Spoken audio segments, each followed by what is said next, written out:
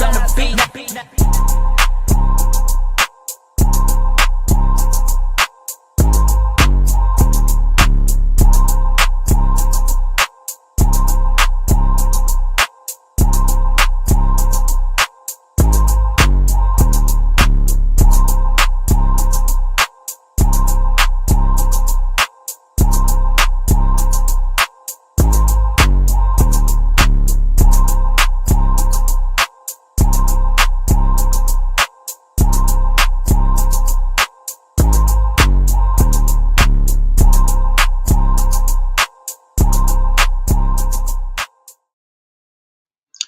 What's up? What's up? What's up? What's up?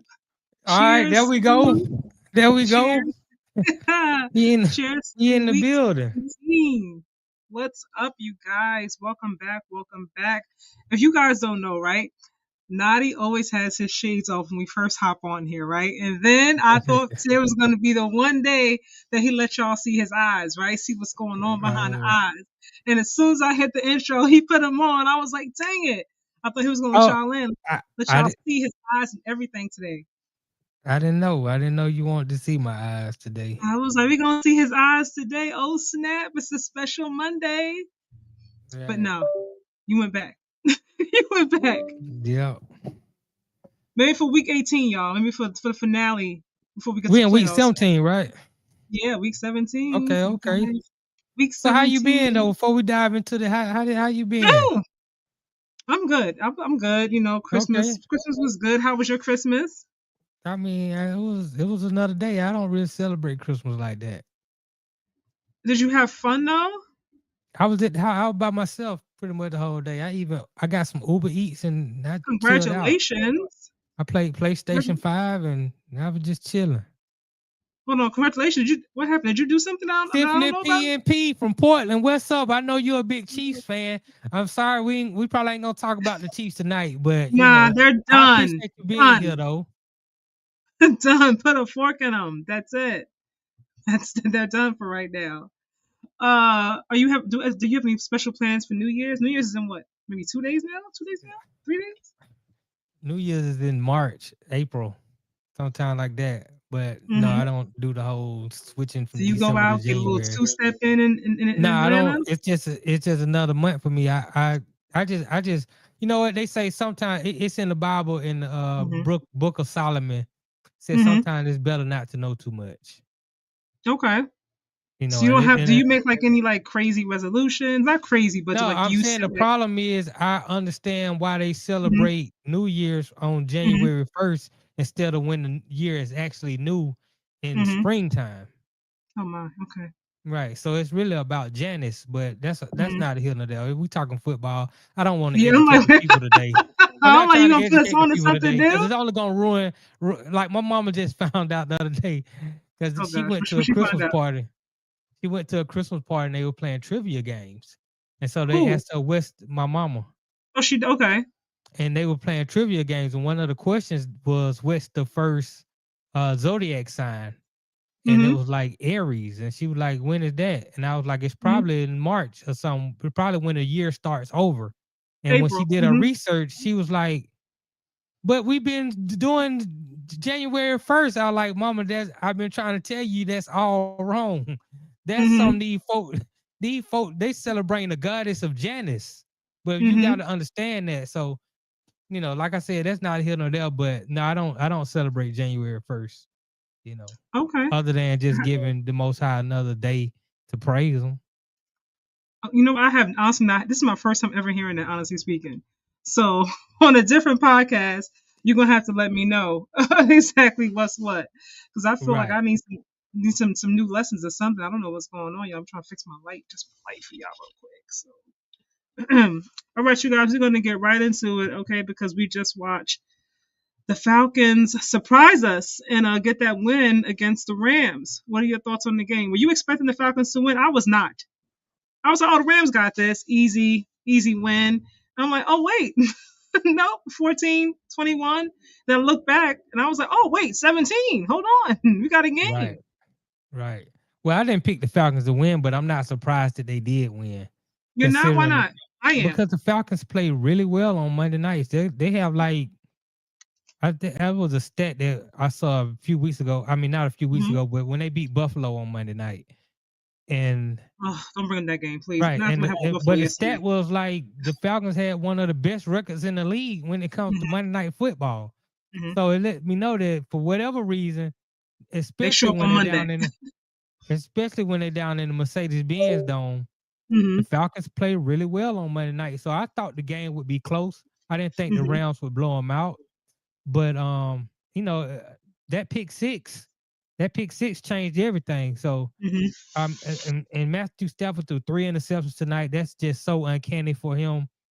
So, you know, turnovers will beat you, especially when you play a team that's not only hot, the Mm-hmm. Falcons have won 3 straight, but a team that already plays well in primetime games.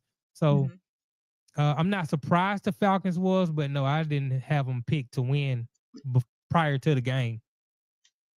All right, so just moving the conversation along a little bit, right? Because, like I said, I already said I was caught off guard. Like, I really thought the Rams are going to come in. We've heard so much about the Rams. Rams, I think, are going to get back to the Super Bowl. They're the one team that's going to beat the Eagles. All these different things, right? And I'm like, but they did lose to the Panthers early in the season when the Panthers were kind of still figuring things out. You know what I mean? So that to me was a little bit like, But then we move forward. Obviously, they made some great strides since then. And then Matthew Stafford's been doing great things. Puka Nakua seems like he's off to me. Like something's off with him up here, but he is extremely talented. I will give him that much. And then fast forward today, I'm like, So everything that happened right tonight, and then thinking about the overall season, because Matthew Stafford has been, so it seems, the lock for MVP or MVP favorite, alongside or next to Drake May, and then Josh Allen is somewhere in there, at the bottom of the list. Yeah, Do you think that he lost his MVP status, took a drop tonight with this loss? Took a hit. well, if he would have thrown that second pick six, that would have been huge because pick Hmm. sixes are a little bit different than throwing just a regular interception. But Hmm. he didn't throw the pick six, so I mean, I think he's still in the hunt. I believe it's a 2-man race though at this point. I believe it's Him and just Drake May. between Matthew Stafford and Drake May. Any chance that Josh Allen had of trying to do it again, that all went out the window yesterday when they Hmm. played the Eagles. I mean, that performance was subpar. And I mean, at the end of the day, you missed a wide open wide receiver to win the game. But Drake May is leading the league, and I mean, he's 72% completions, 30 touchdowns, 8 INTs. I mean, 112.9 QB range, 76.5 QBR. I mean, those Hmm. numbers are off the charts. The only thing that Matthew Stafford really has that Drake May doesn't, it's those 40 plus touchdowns with less than 10 interceptions. That's gonna Hmm. weigh huge when it comes to the writers voting for the MVP. And plus, Matthew Stafford has never won the MVP. He has won Hmm. the Super Bowl and he has had a great career. And this will kind of Hmm. cap it off for him. So sometimes I think the writers get in there and they say, well, Drake May, he's young. This is only his second year. He's Second gonna year. have Hmm. plenty of options. I mean, plenty of times to win the Hmm. MVP. This might be one of the last time Matthew Stafford can win it. So we'll just Hmm. go ahead and give Matthew Stafford the lifetime achievement award of Hmm. winning the MVP this year. Um, Stats are one thing, right? Like we were texting earlier. I'm like, there's Mm-hmm. stats, and then there's like, for me, I know stats obviously are a huge part of it, right? And then of course you got to win everything else. But to me, when I think about MVP, I'm again most valuable. How do you impact everyone around you? Like, how do you make everyone better? Because you could have a winning record, not necessarily be the reason why your team was winning games. You know what I mean? Right. But when I think about Matthew Stafford versus Drake May, I say go Falcons. Um, What's up, Amanda? Shout out to Amanda Miller, longtime home girl from back in the day. Whoa, what's up? When I think about Matthew Stafford versus Drake May, Mayday, eye test. When I look at what Drake May has done in games, like big games, Mm-hmm. and what Matthew Stafford has done, and I hate to say this, right? Because I'm a Buffalo Bills fan. I do feel like eye test, not talking about just the stats, right? What you see on paper. Right. Eye test watching the game. I do feel like I know it's his second year, but if I have to choose, I'm going to go with Drake May. I mean, I can't I argue think with you. he's. I think he's. Hey, what's up? What's up? What's up, Mad Knox? What's Mad good? Knox, what it do? Shout out to them Giants, man. Them Giants keep winning, man. Do they really? Nah, Whole I other mean they won. conversation. I think they played the Raiders, but that don't really count, right? Look, you got to play the schedule you're given. I always say that, right? You can't do nothing if it's a bummy team or not. Your job is to win. You got to get the win regardless, you know? Right. What's up? Hello, Poetic What's up, Sims. Poe? What's going on? Shout out to Poetic Sins, DJ. Do Oh, beautiful music on Wednesday nights, Sunday nights. So yeah, definitely shout out to her. Huge supporter of okay. damn near everything I do, and I appreciate it. Built Oh, for I this love radio it. network. I love it. Look at people coming through.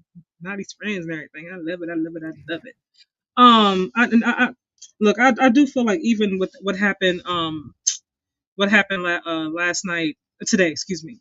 I do feel Right. like you said, Matthew Stafford will still get it. Obviously, like he's been in the league for so long, never won it before.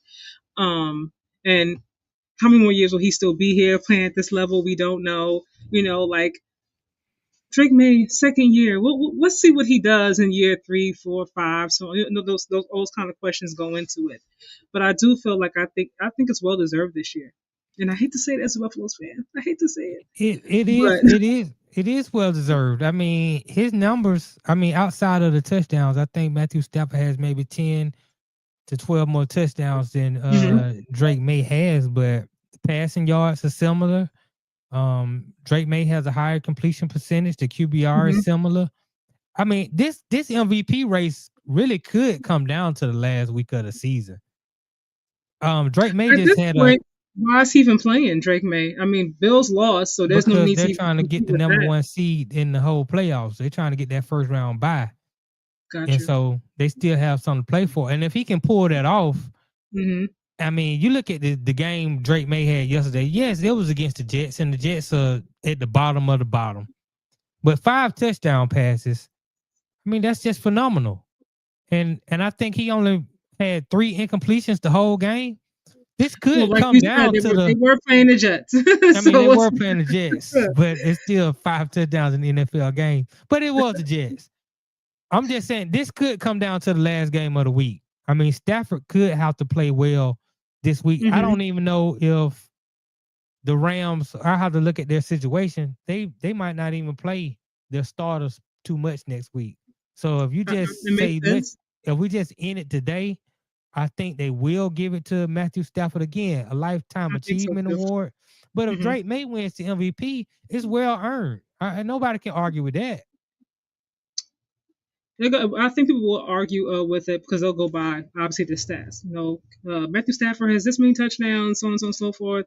Drake May has this amount of touchdowns. That'll be the conversation if Drake May happen to win an MVP award. Right. I think that'll be the conversation. But we're gonna see. Right now, I still think Matthew Stafford has it. I really do. I'll be surprised. I just thought about this. I know. I'm just gonna throw it out there really quickly to you. Quick take. Are we not giving enough credit to Bo Nix? And I can't stand Sean Payton. I don't want to give them not now credit over there in Denver. But we don't talk enough about Bo Nix. I mean, their record is still great. You know what I mean? He's done really well as a QB all season long. With all due respect, should he be in this conversation as well? No, he shouldn't be in this conversation. Those games are especially the way he looked this past weekend. But those games, hmm I just read this earlier today. It's amazing that you brought this up. hmm Broncos this year would have played the Bengals without Joe Burrows, the hmm Texans without C.J. Stroud, hmm Washington without Jane Daniels, Kansas City without Mahomes, the Chargers without Herbert. I'm sorry, you got to win. You got to win those matchups against the top quarterbacks and put up those numbers. So You got I to play mean, the schedule where you're given, though, man. yeah, They can't you do got to you win can't these do given. nothing if the starting QB is hurt or he's not Understand looking that. his best. But then, I mean, if I just go look at his numbers, they're not hmm going to be comparable to Drake May and Matthew Stafford. So, I mean, But Bo they're Nix, winning.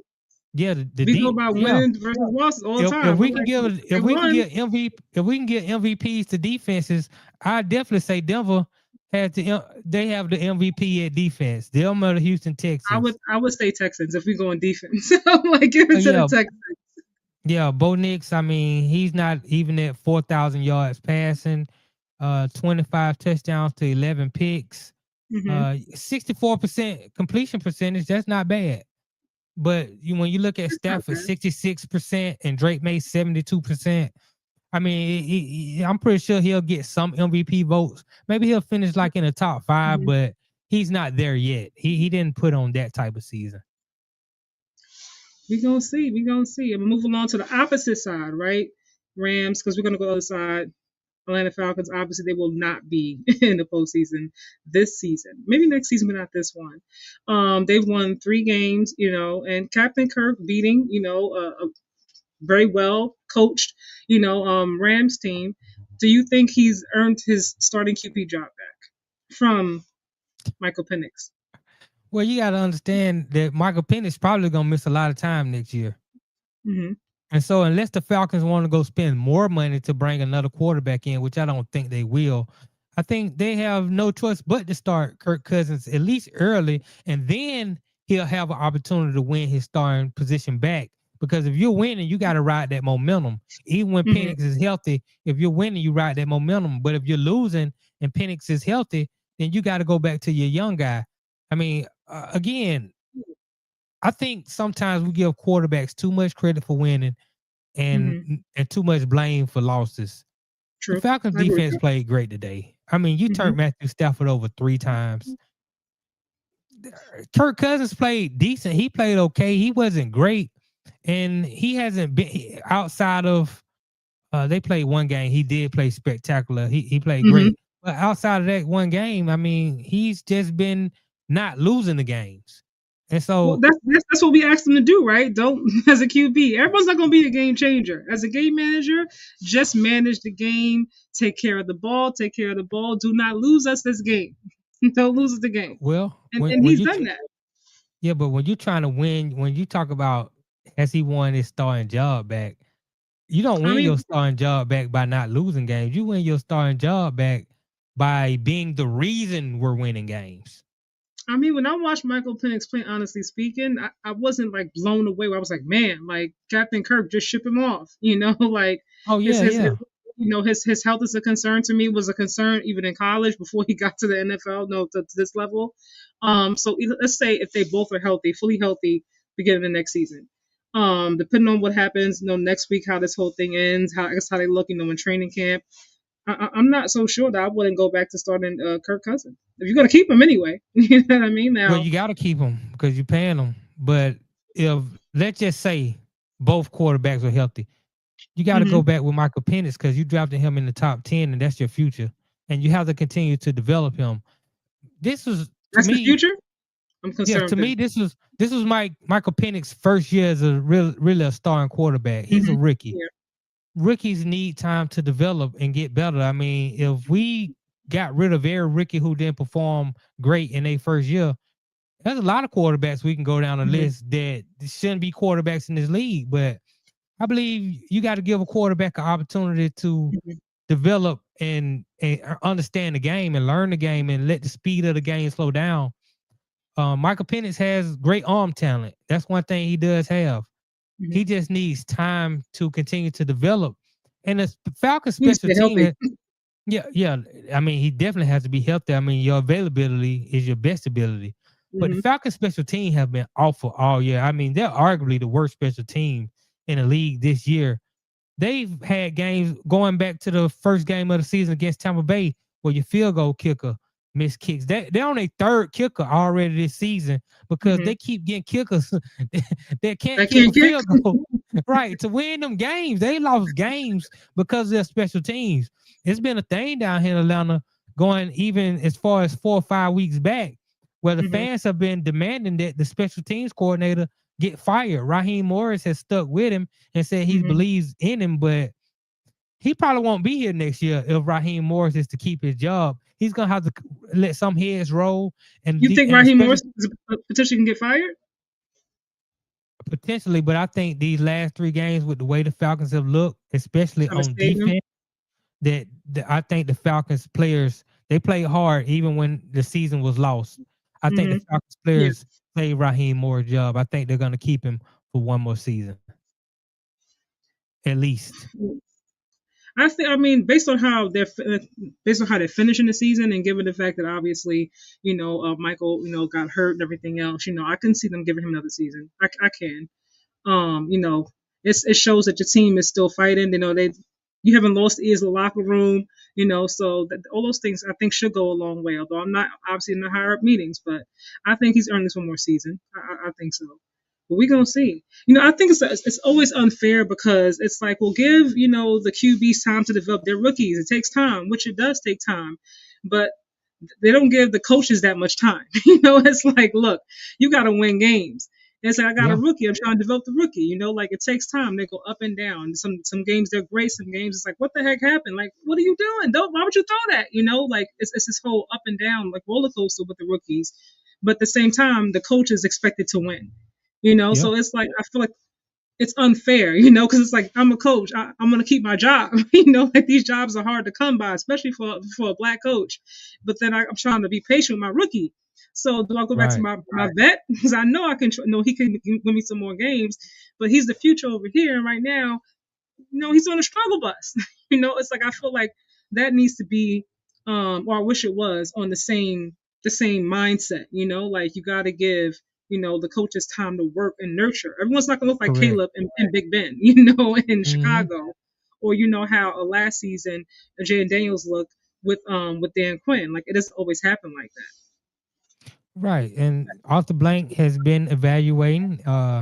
He will evaluate everything at the end of the season. But again, a lot of times, and we've talked about this before, the Mhm. coaches don't make all the decisions. You got a general manager, you got president of football operations. A lot of times the front office members have more say than the coach. The coach primary job of a head coach is to coach the team. Usually it's somebody else's decision on what groceries that you got to coach. And But you that's want me gonna to be win? You want me to right, win? And I'm like, I'm doing my best, but he's right, not right now. This chef is not ready. Like he got some more learning to do. I need eh, some more. I need some more ingredients before I can put this meal together. right. And I think that's why I think both Terry Fontenot and Raheem Morris jobs are gonna be spared this year. I think Arthur Mhm. Blank will end up keeping both of them. Don't get me wrong, he could get rid of one or both, but usually a lot of times when a owner decides to part ways with the coach, he also Mhm. parts ways with the general manager. So Um, I think based on the circumstances that you just laid out, you do have a young Mhm. quarterback that you are trying to develop, Mhm. and the way that the team, and it's really not really about the offense, it's about the defense. Because when Raheem Morris got hired by the Falcons, the thing was their defense was going to improve. They traded their first round draft pick for next Mhm. year away so they can have two drafts and two picks in the first round this year where they took two defensive players and both those players hit. And that defense is playing really, really good. And next year they're expected to be better. So just based off that, I think Raheem Morris saved his job. Now, like I said, the special teams coordinator, his head is probably gonna roll. Mhm. And next year, it's gonna be like, okay, I need Michael Penix when he come back, or whoever is at the quarterback. It won't be no excuses. Mhm. The team has to win next year because you're in the worst division in all of football. You have a team that's gonna win 9-8. 9-8 has been good enough the last three. I mean, hell, last 4 years in the NFC South. If Mhm. we can't be 9-8, then what are we doing? Speaking of which, I just thought about this quick take. Moving on with people keeping their job. That I know, it's the end of the season and whatnot. Aaron Glenn, man. Oh man, this is so rough for me because I am so rooting for him to get at least one more season. It is so hard to get a head coaching job. Like those things would not just come by like every single, every other week, every NFL season. But y'all hear my son? He's on a PS5 going crazy right now. My Oh, apologies. okay. um, but I feel like he deserves at least one more chance.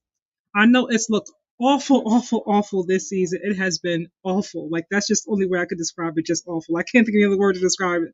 And then yesterday I was like, are they 35-3 at halftime? I was like, the game is not even over, and it's 35. What the heck? I didn't bother to watch it because I was like, I can't. I just feel so bad. But I do feel like he's earned himself at least one more season. One more season. Get a different QB in there. Like get some more talent in there. Change. The defensive coordinator up. Get different. Just change the whole thing up, and see what can happen. But what do you think though? If you making a decision, are you like, nah, I'm good? I'm asking you what has he done to make you believe that he's earned it or he deserves another year? Because he trusted Justin Fields, right? And that was obviously the wrong decision. Like it hasn't looked good.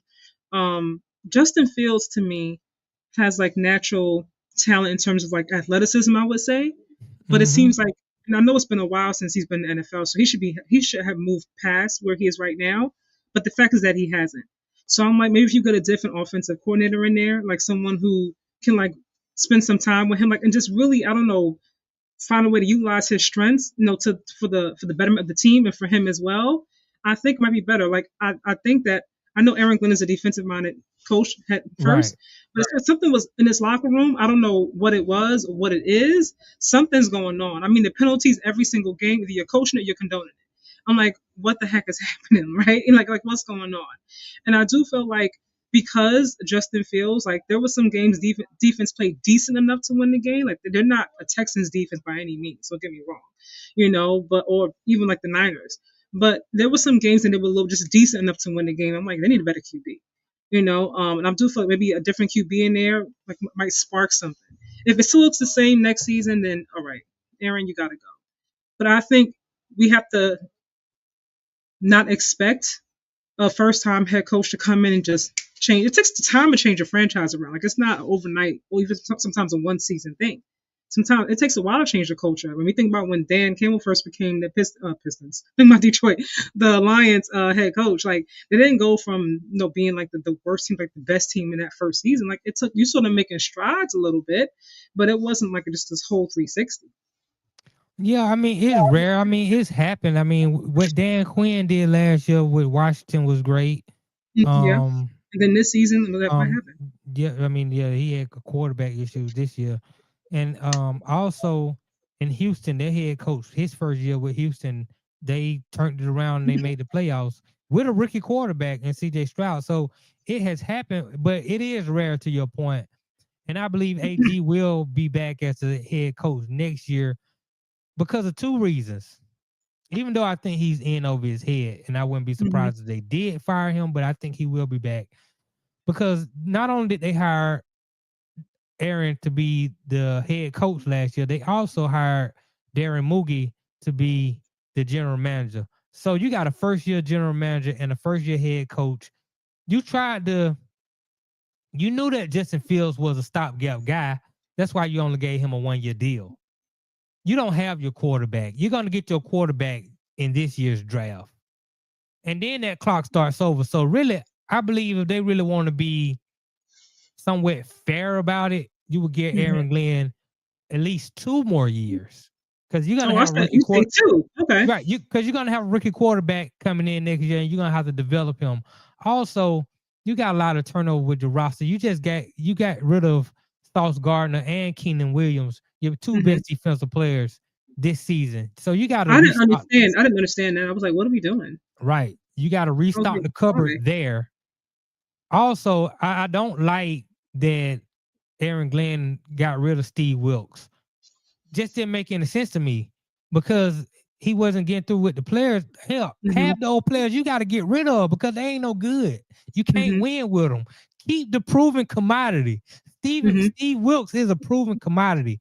Your defense is going to be good going forward with Steve Wilks and players who really want to play football. So I think he's in over his head, but I do believe that because you got a first-year general manager, you really don't have your quarterback. You're going to get your quarterback in this year's draft, and that quarterback is going to at least need 2 years to develop.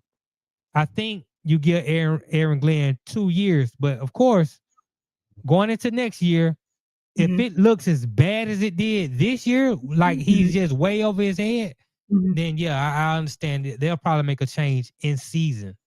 Yeah, I mean, I will understand that.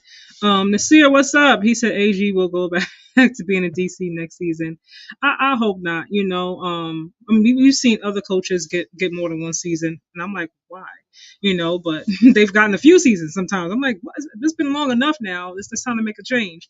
But they get other chances. So I think give him at least one more season. Look, if you're not used to being, everybody can't be a head coach, and maybe he can't be a head No, coach. no. But I think we'll see. When they do some things differently. I'm just throwing this out here We really quickly. I was going to ask you, Tyler Huntley, no, to the Jets. no, they got to draft a quarterback in the first round. They got to What get their. you want to go with? If you want to go for Tyler Huntley, you don't think he could be a They have to get QB1? their quarterback for the franchise. They need a franchise guy. You don't think he'll be the franchise there? No, Tyler Huntley is too long in the tooth. He's a backup. He's a great backup, but that's what he is. He's not a starting guy. He had an opportunity when he went down to Miami. They gave him a shot. It just didn't work out. So a lot of times when you get an opportunity, you have to take advantage of that opportunity. Now they are like Malik Willis is going to get a real shot to be a starting quarterback next year. Mac Jones is going to be a guy that some team might give an opportunity, but again, they're going to get an opportunity. But these are going to be 1-year deals to prove that you are what they believe you to be. That's fair. Similar to Sam Darnold and Baker Mayfield. How they did, they had the 1-year prove it deal. They proved it, then they got long-term contracts. So, that's the same situation for Malik Willis and the Mac Jones coming next year. But the Jets, they're gonna be able to take the first quarterback in the draft that's selected. So that's what I expect them to do. And it's probably gonna be Mendoza out of Indiana, but I don't know. They're gonna have to do their evaluation process and see who they like. Well, like I said, y'all, we're gonna see. To be continued. We're gonna roll to yesterday, go back just a little bit, y'all. A lot of games this week during the holiday. We're gonna go back. We're gonna go to the Niners versus the Bears. What a game! I was not expecting that game to go back and forth like a tennis match. I really was not. I'm like, the defense is gonna show up. It's gonna be a little difficult, but no, I was like, wait. 7-7, 14-14. It was just go back and forth. I was like, this game's gonna go like to 50-47 or something. Like, who's gonna win? Somebody gotta get a stop somewhere. Like, and then obviously the Niners they pulled it out. And honestly, I'm not so sure if they meet again, it's gonna have the same result. Because Caleb was like, I could do it too, Brock. Like, and then you had the battle of the coaches. Kyle Shanahan obviously being an offensive mind that he is, and Big Ben was like, I'm not backing down. We could do it on this side too. I loved it going back and forth on both sides. But what are your thoughts though? What you think about the game? I mean, it was a great game. It was a great game. I mean, it was the best game of the week. If I had to pick a game. Well, yeah, you can say that. I agree it was the best game of the week from an offensive perspective. The offenses were great. I mean, Brock Purdy especially was great. I mean, 24 of 33, 300 yards, 3 picks. The first play of the game, the pick 6 from Edwards for the Bears to get on the board. It started out like, okay, Chicago, they're here. The defense is playing the way they've been playing all year. They're taking the ball away from all the quarterbacks. I wonder how this game is going to go. And then Brock Purdy just proceeded to light them up at will. Caleb Williams also, he had a decent game. I mean, it wasn't great. A very good game. Yeah, I mean, he had a decent game. I mean, 25 or 42, that's a lot of passes. He threw a lot of passes. He missed a lot. But, I mean, 330 yards, two touchdowns. I mean, 100 quarterback range. I mean, he played well. And they had an opportunity to win the game at the end. It just, if they had 8 more seconds, they might have pulled it out. Pause. But it was a great game. I mean, we had 6 touchdowns before halftime. That game that you saw between the 49ers and the Chicago Bears is the game that the NFL owners they manipulated the rules to have that type of game. That's the type of game that the fans want to see week in and week out from damn near every game.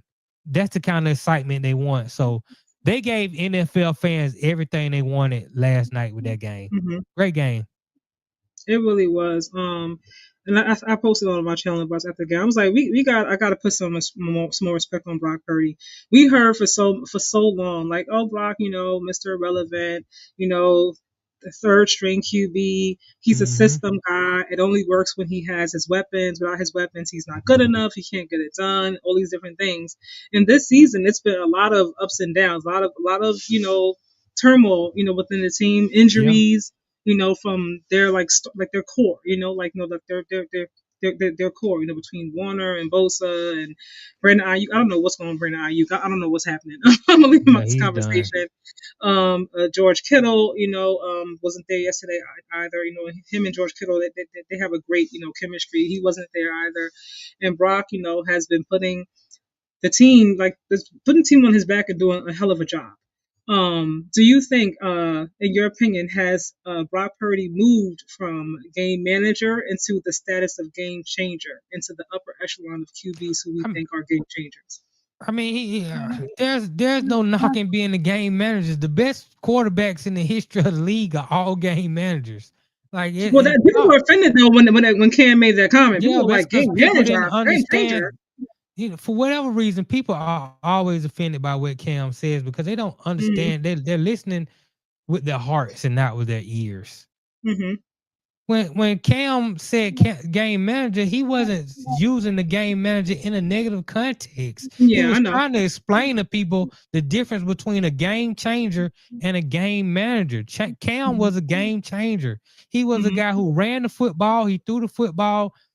So he wasn't necessarily a game changer, but you look at guys like Tom Brady is a game manager. He's the ultimate game manager. He's arguably the greatest quarterback to ever play.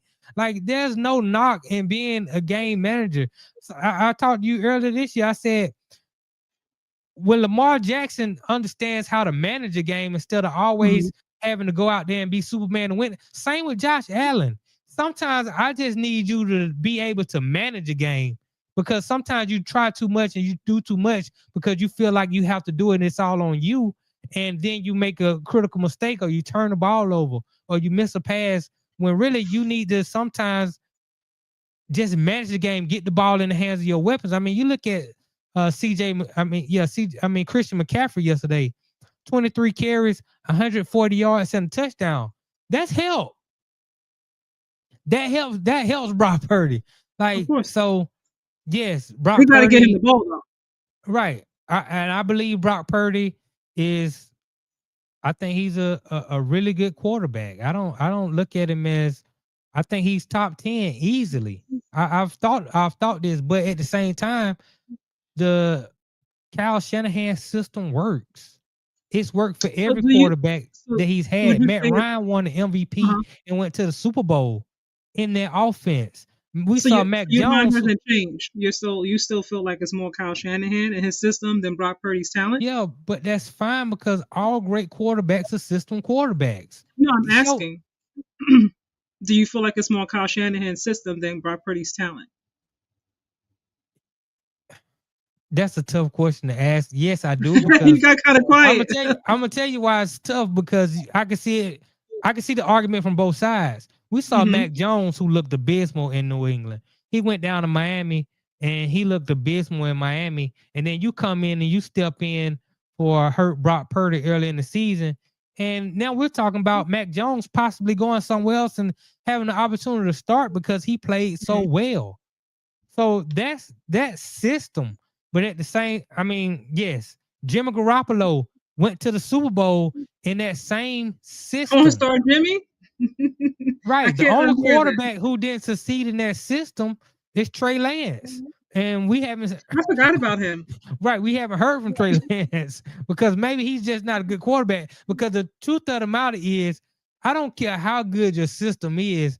If you can't play dead in the movie, then you can't play. It don't matter what system that you're in. And Brock Playing Purdy, dead is not easy. Okay, take it from an right, actress. It might seem like it's easy, but it is not laying there like that. right. Continue. But yeah, Brock Purdy is playing superb in that system. I seen back in the day, the Denver Broncos, they always had 1,000-yard rusher. It didn't matter who they put back there. They were Mm-hmm. gonna get 1,000 yards out that guy because Mm-hmm. of the scheme that they were using with the zone blocking. Every running back was gonna get 1,000 yards. But Terrell Davis in that same system, he got 2,000 yards. Well, Oh that's no. because Terrell Davis was a better running back than all those other guys who can just squeak out 1,000. You put Mhm. him in that system, he's gonna get 2,000. So yes, Brock Purdy is an elite quarterback from that aspect. Yeah, there's a lot of quarterbacks I can put in the Shanahan system, and they're gonna play well. But are they gonna play this well in that system? And Brock Purdy has separated himself by how well he has played in that system. So I'm reading some of these comments. What's up, Bruce? How's it going? Happy Monday. Bruce. He said his system, Kyle Shanahan, that is, his system loses in the Super Bowl. It's the first thing he said. Then he said Purdy is not that good. Bruce, I disagree. I think Brock Purdy has made some great strides throughout the season, throughout the years. And then final comment from Bruce says Purdy has no arm strength. He is not elite QB. I think he's grown. He was very accurate yesterday. He's efficient. He's on the money. I can't. Whew, definitely top 10. I agree with you for sure. Um, Arm strength or not, he Right. making some accurate Arm throws. strength doesn't determine whether or Like, not you're an elite he's quarterback. efficient. He's been Right. efficient now. He was efficient as heck yesterday. Right. He's elite. I mean, that to me, that's all like perspective. I mean, when we think about some of the other quarterbacks, the Josh Allens, the Joe Burrows, Patrick Mahomes, obviously Lamar Jackson, even to some degree, Dak Prescott, who was an MVP conversation a few seasons ago with Mike McCarthy. What is your definition of elite? What makes an elite Right. I QB? mean, I think Brock Purdy is better than Dak Prescott. Mm-hmm. I I mean, his resume definitely is right. definitely. I mean, I think he's better than Prescott, but I'm saying I've seen quarterbacks have huge arms. Jeff George Mm-hmm. had a huge arm. He's not better than Brock Purdy. I've seen a lot of quarterbacks got a cannon. Mm-hmm. That don't make you a good quarterback. You know what makes you a good I agree with quarterback? Accuracy with the football. that. Pocket presence. Those things matter. And the ability to work the system that you're in. Decision And making. right, decision making and being able to make decisions fast. I mean, when you can calculate those things, I mean, you look at Tom Brady, he's probably the most least athletic quarterback that you've probably ever seen. He didn't have a rocket for an arm, but it was good enough. And he was very accurate with the ball, and he made quick decisions, and he was able to win with the pieces that were around him. So, I mean, I don't think having a rocket arm is what determines if you're a great quarterback or not. His noodle arm gonna lead the Niners to a playoff loss. If they lose, I don't think it'll be because of his noodle arm. I think it'll be because at that point he might miss at the next level, meaning the playoffs. They might actually miss Fred Warner, Right, Bosa, and so right. on and so forth. And if Kittle is not healthy for that first round, then it might be a problem. Right now, it's regular season, but next obviously playoffs is going to go up a notch. A few notches. I think if they do lose, it might come down like, man, they miss Bosa out there on that play or something like that. But what do you think? Do you think his noodle arm is going to lead them to a No, loss? that won't be a problem. Like I believe what you said, that defense. I mean, just yesterday, that defense allowed Caleb Williams to throw for 330 yards and 2 touchdowns. Defense disappeared yesterday. I Right, was like, what the right. heck happened? The thing that kept them alive was Brock Purdy's brilliance. And I Mm-hmm. mean, Kyle Shanahan, like Brock Purdy said, he's been in his bag when it comes to calling plays. I mean, he's just been outstanding. I mean, Kyle Shanahan is going to be Coach of the year? in the running. He's in the running for the coach of the year because, man, he's done a great job considering all the injuries that they've dealt with this season, from Mm-hmm. George Kittle to the quarterback precision to Fred Warner. I mean, Trent Williams Mac went down Jones. yesterday. I mean, I mean, like Brandon Ayuk hasn't played all year. You lost Debo Samuels. I Oh, yeah. mean, Forgot you about look Debo, at too. Yeah. right, you look at the turnover on the roster, and you look at the guys he's had to win with. I mean, they have an opportunity this weekend. 49ers versus the Seahawks. Whoever wins is gonna have the number 1 seed in the NFC. I mean, that's just a fantastic coaching job. And you can't say nothing else about it. And the quarterback, we thought Mac Jones, we were like, Mac Jones is playing well. Do you stay with Mac Jones? And then Brock Purdy came in. He was like, nah, I see why they put Brock Purdy back. It's That was the different. conversation. Is Brock Right, better it than was, Mac? and then Mac Brock better than Purdy Brock? killed Yeah. that conversation in 2 weeks. So, yeah. I mean, Brock Purdy has been playing great. Shanahan his system has been great. His coaching job has been superb. And if they don't win it, it's more than likely going to be because they couldn't win in the shootout. Hold on. Purdy is brilliant? Question mark. Purdy has to play better because everyone in the Bay was calling for Mac Jones to replace him, but he still stepped up though. It's one of the people to call you out, but can you Right. actually answer the call? You got to answer that call. You know what I mean? Like, and he did. I mean, we're gonna see obviously what happens in the playoffs. A lot of it goes with matchups, all these different things, injuries. Also play a part. But I think he answered the call. I had to put some more respect on Brock's name. I was like, okay, you know what, Brock? I've been kind of doubting you for a while, but I got to stop doubting you right now. Hold on, read some more comments. Nasir, if Jeff George had Sean McVay as a coach, his career would have been a different outcome. No. You don't think so? Hell no. Another comment from Bruce. Mac Jones was balling when Campbell chicken noodle arm was hurt. And then Bruce again, Purdy did not even save the season. Mac Jones did. Kyle Shanahan. But yeah, you got to be capable. You do. I mean, Kyle You Shanahan gotta have a capable backup. I mean, yeah, you got to do what you got to do. Tyler Huntley kept the season alive for Baltimore. He's won a couple games without Lamar. Those games are important. It's important to have a competent backup quarterback in this league. All right, y'all. If y'all new here, hit the like and subscribe button. If it's your first for time sure. here. Oh, let me make sure I got it on. Let me make sure I hit this like button. Y'all make sure y'all hit this like button. All right. Oh, okay. So if these teams meet again, right? Just going back to it really quickly. If they meet again, do you think it'll be the same outcome? Niners on really? Yes. I'm not so sure, man. I'm not so sure. I know Caleb. Be so sure. You just asked me what I think.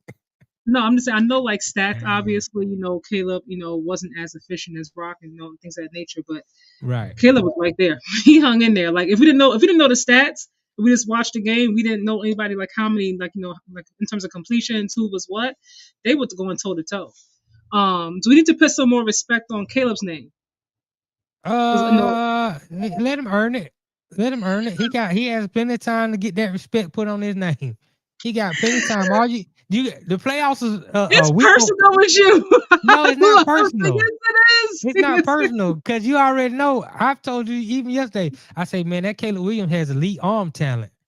I mean, some of the throws he made yesterday, I was like, man, that is gold. Like he's putting it on the rope to the receiver 40 yards down the field. Great arm strength. No, yeah, don't do that. But being the quarterback, especially headed, I mean, what you're talking about, being an elite quarterback, man, it's mental too. Mm-hmm. And you, like I said, in 2 weeks, we're about to start the playoffs. And Bruce said Bears gonna destroy the Niners if they meet again. Yeah, we're gonna see because the playoffs are about to start. And that pressure is different because in the playoffs, you don't play no bad teams unless you playing whoever's in the NFC South. If you playing whoever's in the NFC South, that's a win because that team is just backing into the playoffs, whether it's Carolina or Tampa Bay. But outside of that, if you got to play the Rams, if you got to play the Seahawks, if you got to play the Packers, if you got to play the 49ers, if you got to play the Philadelphia Eagles, you got to go out there and win a football game. We did see that Falcons defense now have Matt out there throwing all kind of interceptions tonight. I'm just saying. Oh yeah, yeah. Well, the Falcons. Sometimes teams catch their groove late, and the Falcons caught their groove late, but they're out of time. The way that defense is playing, the Falcons. I mean, they won 3 straight. They can beat a lot of teams, but they unfortunately, they start their groove too late. Same with the Saints. The Saints are the same. They should have started him a little bit sooner too. Prez said, "Hola, what's up, Prez? How you doing? Hola, ¿cómo está?" Who won it today? The Falcons beat the Rams tonight. Well, last night now. Nasir said, throwing missiles with black fingernail polish. He actually had white nail polish on yesterday. It was like white and I think like blue or something he had when I saw it. I was like, okay. This generation with the fingernail polish. Caleb gonna get a manicure and go to San Jose and show Niners cupcake defense. Imagine coming through in red nail polish and doing a Right. demolition That's job why he against the can't win. Niners. That's my issue with him. That's why I don't think he can win when it's time to win big games. It Because of the takes a nail certain polish? type. Yes, it takes a certain type of bravado to go out there and get it done. I just don't believe he has it. But we'll see. I think he has bravado. I think because nowadays with these younger athletes, like the bravado just looks different. Like they got on skirts sometimes, and No, they if you wearing a they skirt, you have carrying no man bravado. purses. If you got a Like man purse, you have no bravado. I'm sorry. It's just not gonna it's work out. fashion now, though. Now it's a No. fashion thing. Those guys that are big in fashion, I question all those guys. If you want to be big in fashion, go to France, be a model. So Like, you stop. can you can combine sports and fashion. I I mean, don't come like on, you those got the guys that money. I don't like those guys that uh they they do more fashion over the game. Like, okay, you want to be fashionable and play the game, Caleb's but been don't. balling though with the nail polish. He's played well. He's played well. I give him that. He's better this year than he was last year. I think a lot of it has to do with also Ben Johnson, not just because of who he is and how great he is in the offensive mind. He's also like Caleb didn't have any confidence last year. Even though he was number one overall, I feel like we saw what Jaden Daniels was doing, or at least he saw it, and everybody was like, well, what happened? Did it make the wrong pick? Should he have gone number one and Caleb number two and all these different things? They always say, oh, we'll listen to that. We good. But they do hear the outside noise, I believe. And he was out there running for his life last season. Like, he never played football in his life. I was like, Yeah. Caleb, where you going? He was running back to the side. He was all over the place. And I feel like this season with Ben, they said coming into the season, Ben Johnson put him in like every situation possible that he could think of, during the no training camp and things of that nature. And he plays with a lot more confidence now, like in spite of the nail polish, but he's out there Right. like feeling himself. Like he's like, I know. Like when they asked him about that throw that he made, I forgot what game that was a few games ago. I can make any throw. I was like, oh, you want to talk your smack, That was Caleb? the Cleveland Let him game. know. Yeah, he was like, I can make any throw. Right. Like that was a good question. We discussed it earlier. That's what I was saying. Like last year under Matt Eberflus, who got fired in the season because they realized after one of them games, and he's working already again. they were like, hold on, this guy can't coach. We gotta fire him. Matter of fact, don't even get on the team bus. You fired. Catch an Uber to the house. Yeah. And right decision.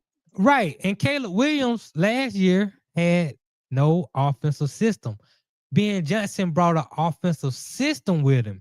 So now you put that talent in the system and voila, you win the division. So yes, Ben Johnson is a huge reason why Caleb Williams is having success, but Caleb Williams has shown that he can play in this system. Same with Jared Goff. He showed you I can play in this system that Ben Johnson have. The system works. Hold on, read some of these comments because we've got some more comments. Oh yes, Matthew Stafford played tonight. Yep, he played. Bruce says Stafford lost the MVP tonight. I don't think just yet. I don't think just yet. If we're going by touchdown to interception ratio, I don't think just yet. But we're gonna see. We're gonna see. But Bruce, I would say that he definitely opened the door for Drake May to come in and steal that award. I think they're gonna give it to Stafford because of a lifetime achievement. But those 3 picks on Monday Night Football, that's an eyesore to all the writers who was watching that game. Prime time, live time. Bruce says so women can wear nail polish and dominate. Men can't.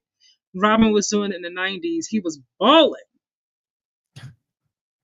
And then Press said, you don't like the androgynous style?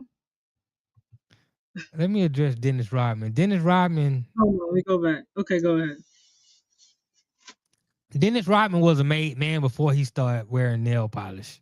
Dennis Rodman didn't start his career off wearing nail polish. Dennis Rodman was a totally different player in Detroit than he became post Detroit. Dennis Rodman, I read his book. He was in the parking lot with a shotgun to his head. He was gonna kill himself. I mean, he was going through a lot of mental health issues before mental health issues was a thing.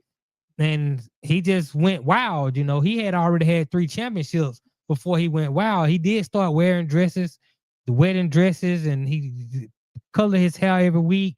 He put on a nail polish, but Dennis Rodman gonna get you 18 rebounds. That he wasn't the guy who you're looking to score 30 points Well, and get Caleb you was 10 he's still assists. getting you touchdowns. Yeah, but touchdowns and rebounds are two different stats. You know, They are touchdowns different are sports equivalent also. to Michael Jordan was doing, scoring 30. Dennis Rodman was playing great defense and getting you 18 rebounds. He had decided he wasn't even caring about scoring no more. He'll give you 2 points, and he'll be like, I'm just going to get you 25 rebounds. And I'm going to give it back to Jordan, and I'm going to let Jordan score all the points. So it was different. Rodman, even though he is a first ballot Hall of Famer, no doubt, and one of the greatest power forwards to ever play the game, he was more of a role player than the actual guy who's going to lead. He didn't lead any team nowhere. He was a major contributor to all those teams. But I get what you're saying. And if Caleb Williams can win Super Bowls with the nail polish, then everything I said is null and void. Everything changes. Everything changes. Everything changes if he go win a Super Bowl with the nail polish. Let me tell y'all, if Caleb wins with nail polish, he's gonna be on the cover of I don't know how many magazines, holding the championship, holding Lombardi with the nails. He's gonna have I don't know some kind of trophy design across Vogue magazine. They're gonna be like Caleb Williams wins the Super Bowl, MVP, changing the face of the landscape of the NFL. I can see it now, y'all. I can see it now. Gotta root against him. That's why I gotta root against him. The future of our young men are at stake with Caleb Williams. I mean, he's not the only one though. I mean, he's just like one of quite a few. I mean, you got who's it? Yeah, Ryan Williams. That's something like Ryan. Yeah, Ryan Williams, and we saw what he did this year. They got nail polish endorsements now for the young man. I'm like, okay, hold on. You don't like the androgynous style. All jokes aside, y'all, you know, when it comes to nail polish, I believe that should be for women. You know, if I'm all jokes aside, you know, I don't think that should be a man thing. You know, men. I know now the gender roles have blended. You know, like it's like they haven't blended. No, I mean that's the way the world is going, though. You know what I mean? It's that's like the way they put it on TV. Yeah, you know, everything's blended. It's like we're all one, so to speak. You know, like there's no more genders. It's just like you know, I'm a person. I'm a they. I'm a them. I'm not a person at all. I'm just here. I'm just with the Lord in the presence of the air or something. It's crazy now. Yeah. Whole other conversation, though, y'all. We'll get back to My mom's in the chat. She said, if you are new here, please join the chat. Stewart. Don't be shy. We value your comments and opinions. Thank you. Keep Katja out them trenches. Keep KD out them trenches. Need to come out of there. Hold on. I could care less if dude wears nail polish as long as I'm not doing it. Okay. So you're not thinking about the future of men. You're thinking about you. Yeah, I'm thinking about the future. I'm thinking about the young boys coming up. I don't. I know how the media operates, and I know how this country operates through the media and they programming. And like you said, if he somehow wins it wearing red nail polish and a pink cell phone with a purse, it's just gonna change society, and it's already changed enough. It's already changed. We don't need to keep going in that direction. Hold on. Nasir coming from me. I see your comment, Nasir. I talk against a player wearing jewelry, but Notty gets a pass by disregarding the future face of the NFL wearing fingernail polish. No. I'm not saying it's a pass, you know, because some things are just like fun, right? I know how, you know, Notty feels about the nail polish and everything, so I like to poke fun at him, you know. But all jokes aside, though, like I think men should not have on lipstick and things like that, you know, like that is a whole other conversation, y'all. You know, I don't want to go too deep into it, you know, but. It is what it is. Where the world is going. That's Nasir. It is. But you hold on. You Nasir. You pick against Shedeur because he wears jewelry. You're like he's this, he's that. But Shedeur still puts in the work. If you saw him with his mom and his brother Thanksgiving, they were talking and eating turkey. He was at a table like this, looking at film. Yeah, that's he wasn't even paying attention. You know, he was there. See the optics. You see the optics, though. But he was still putting in the work. You know. Yes. So I don't. Although, and I said it right here, although Caleb wears his nail polish, he's still been balling now. I mean, I got to give credit. Yeah, it's great arm talent. And Shedeur, you know, he's still studying. I don't think I don't judge him. But you don't say anything about other QBs wearing jewelry. You said about the golden goose, as you call him. You don't call nobody else out for wearing jewelry. You only call out Shedeur. That's the my thing. That's my You thing. know, I don't like athletes wearing jewelry in the game. I'm one of those guys. I don't baseball. I've been like this since I was young. I don't like seeing Mhm. baseball players wear jewelry in the game. I don't like. You don't see basketball players wearing jewelry in the game, and I You don't know, like seeing you can get football knocked players wear out. jewelry in the game. I don't care what position they play. I don't like to see Justin Jefferson wearing all those diamond necklaces while he playing, and now you got other players doing that. You If be I blinding if me. I'm like, man, what's he got on? How if much I is was that? a cornerback, I'd be like Talib Akib. I'm snatching your chain off. You disrespecting me in the game. Michael Crabtree action. Like How are you I disrespected because somebody's wearing a chain? Because you I can't don't like afford that it? because we playing a physical game. It's football. I'm gonna get physical with you. I'm gonna get so physical with you. You gonna wish you had not wore them chains. I'm snatching your chain. Like I just don't like it. I just don't Mhm. like players wearing jewelry in the game. Now post game at the press conference, all that Mhm. kind of thing. I'm totally fine with it. That's your swag. You get up there and you What if do it's your like a good thing. luck charm, or like a cross, like sentimental or something that means something to you, like you wear it for like sentimental by your Yeah, but mom check or it. You can like wear that? your check it then. But you want the whole world to see. Like you Hmm. want me to pay more attention to your jewelry than to your game. Hmm. I'm only want to focus on your game. Can you ball or can you not ball? I don't Well, Jeff's care be that. balling. Don't Jeff's try to be show balling. me. Don't try to show me that I'm making money and I got this chain and I don't care about that. Tuck your chain and go out there and ball because what I don't want to see is you spoil your jewelry and your Hmm. game don't match. But Justin Jefferson be out there balling though. Yeah, and every time he drop a pass, I say, all right, now that you drop that ball, I need you to take one of them chains off. Every time you drop a pass, take a chain off. And he don't do that. You know what I'm saying? So, you know, I Let get me. it, but you're on a losing team. Like, no, like I don't care And I, about your and I said, chain. and I said, I think 2 weeks ago, and I'm saying it again. We could definitely use him in Buffalo. Okay, we'll get I there mean, a later lot of on. teams can use Justin Jefferson. But no, but we could really use him though. We could really, really use him. Right. Press said, what if they start doing eyelashes? Press, you're going somewhere else now. The nail Oh yeah, polish yeah, and the yeah. lashes, I don't even know what to say Oh now. yeah, that's But yeah. when you think about football, you think about like a very violent, rugged, manly, Alpha aggressive, like males. sport, like. But nowadays, because men are different, you know, and the new wave that's coming out of college, that's coming into the NFL, are very different. So I think as time goes on, football will not be as violent as it once was, based on how some of the players are coming out of college. We're Right. gonna see. I think it's gonna kind of switch more like how the NBA is now. It's gonna be more of like high scoring, like offensive games, and like not as like much defense, not much tackling and stuff like that. But we gonna see. Yeah, yeah, for sure. Time will show. Bruce said there are more important things than worrying about a man's nail polish. If men were doing what they were supposed to do at home, no men would wear nail polish. That goes back to how you raise. Well, And I think once Caleb's again, mom used to do nails. I think she's a nail artist or something like that. And she used to do his nails. That's kind of how he got into it. So that's his mom is a reason for that. right. Respectfully. Remember when OBJ was wearing Richard Millie in the game? I don't remember that. You remember that? Yeah, I remember that. I never was a OBJ fan. I always thought he was questionable too. I thought he was in the Caleb Hmm. Williams category, and I just didn't think he was gonna be where everybody wanted him to be. He had one great catch on TV, and Hmm. people thought that was everything, and Hmm. that's what he's known for, just that catch.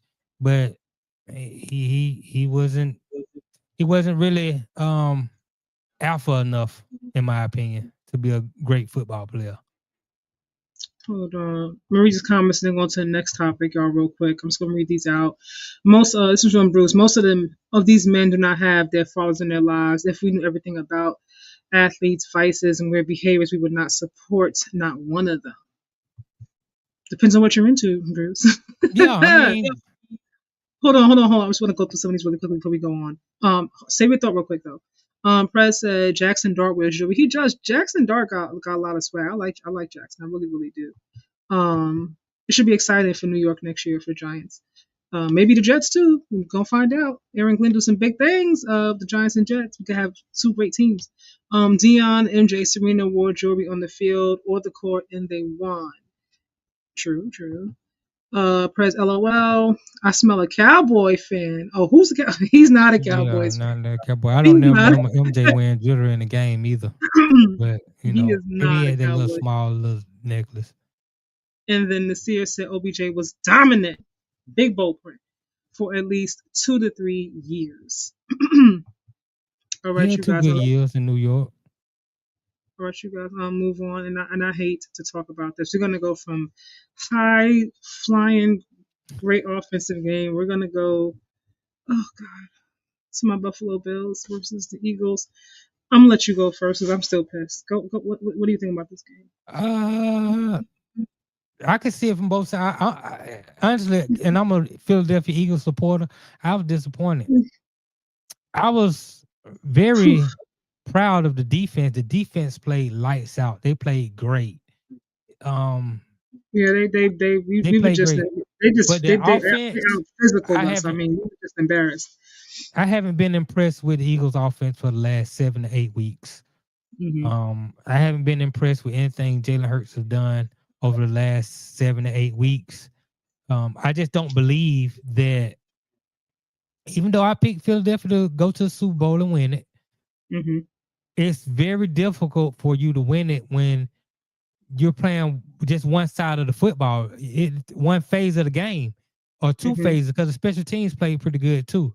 But I Hmm. need the offense to step up and play well.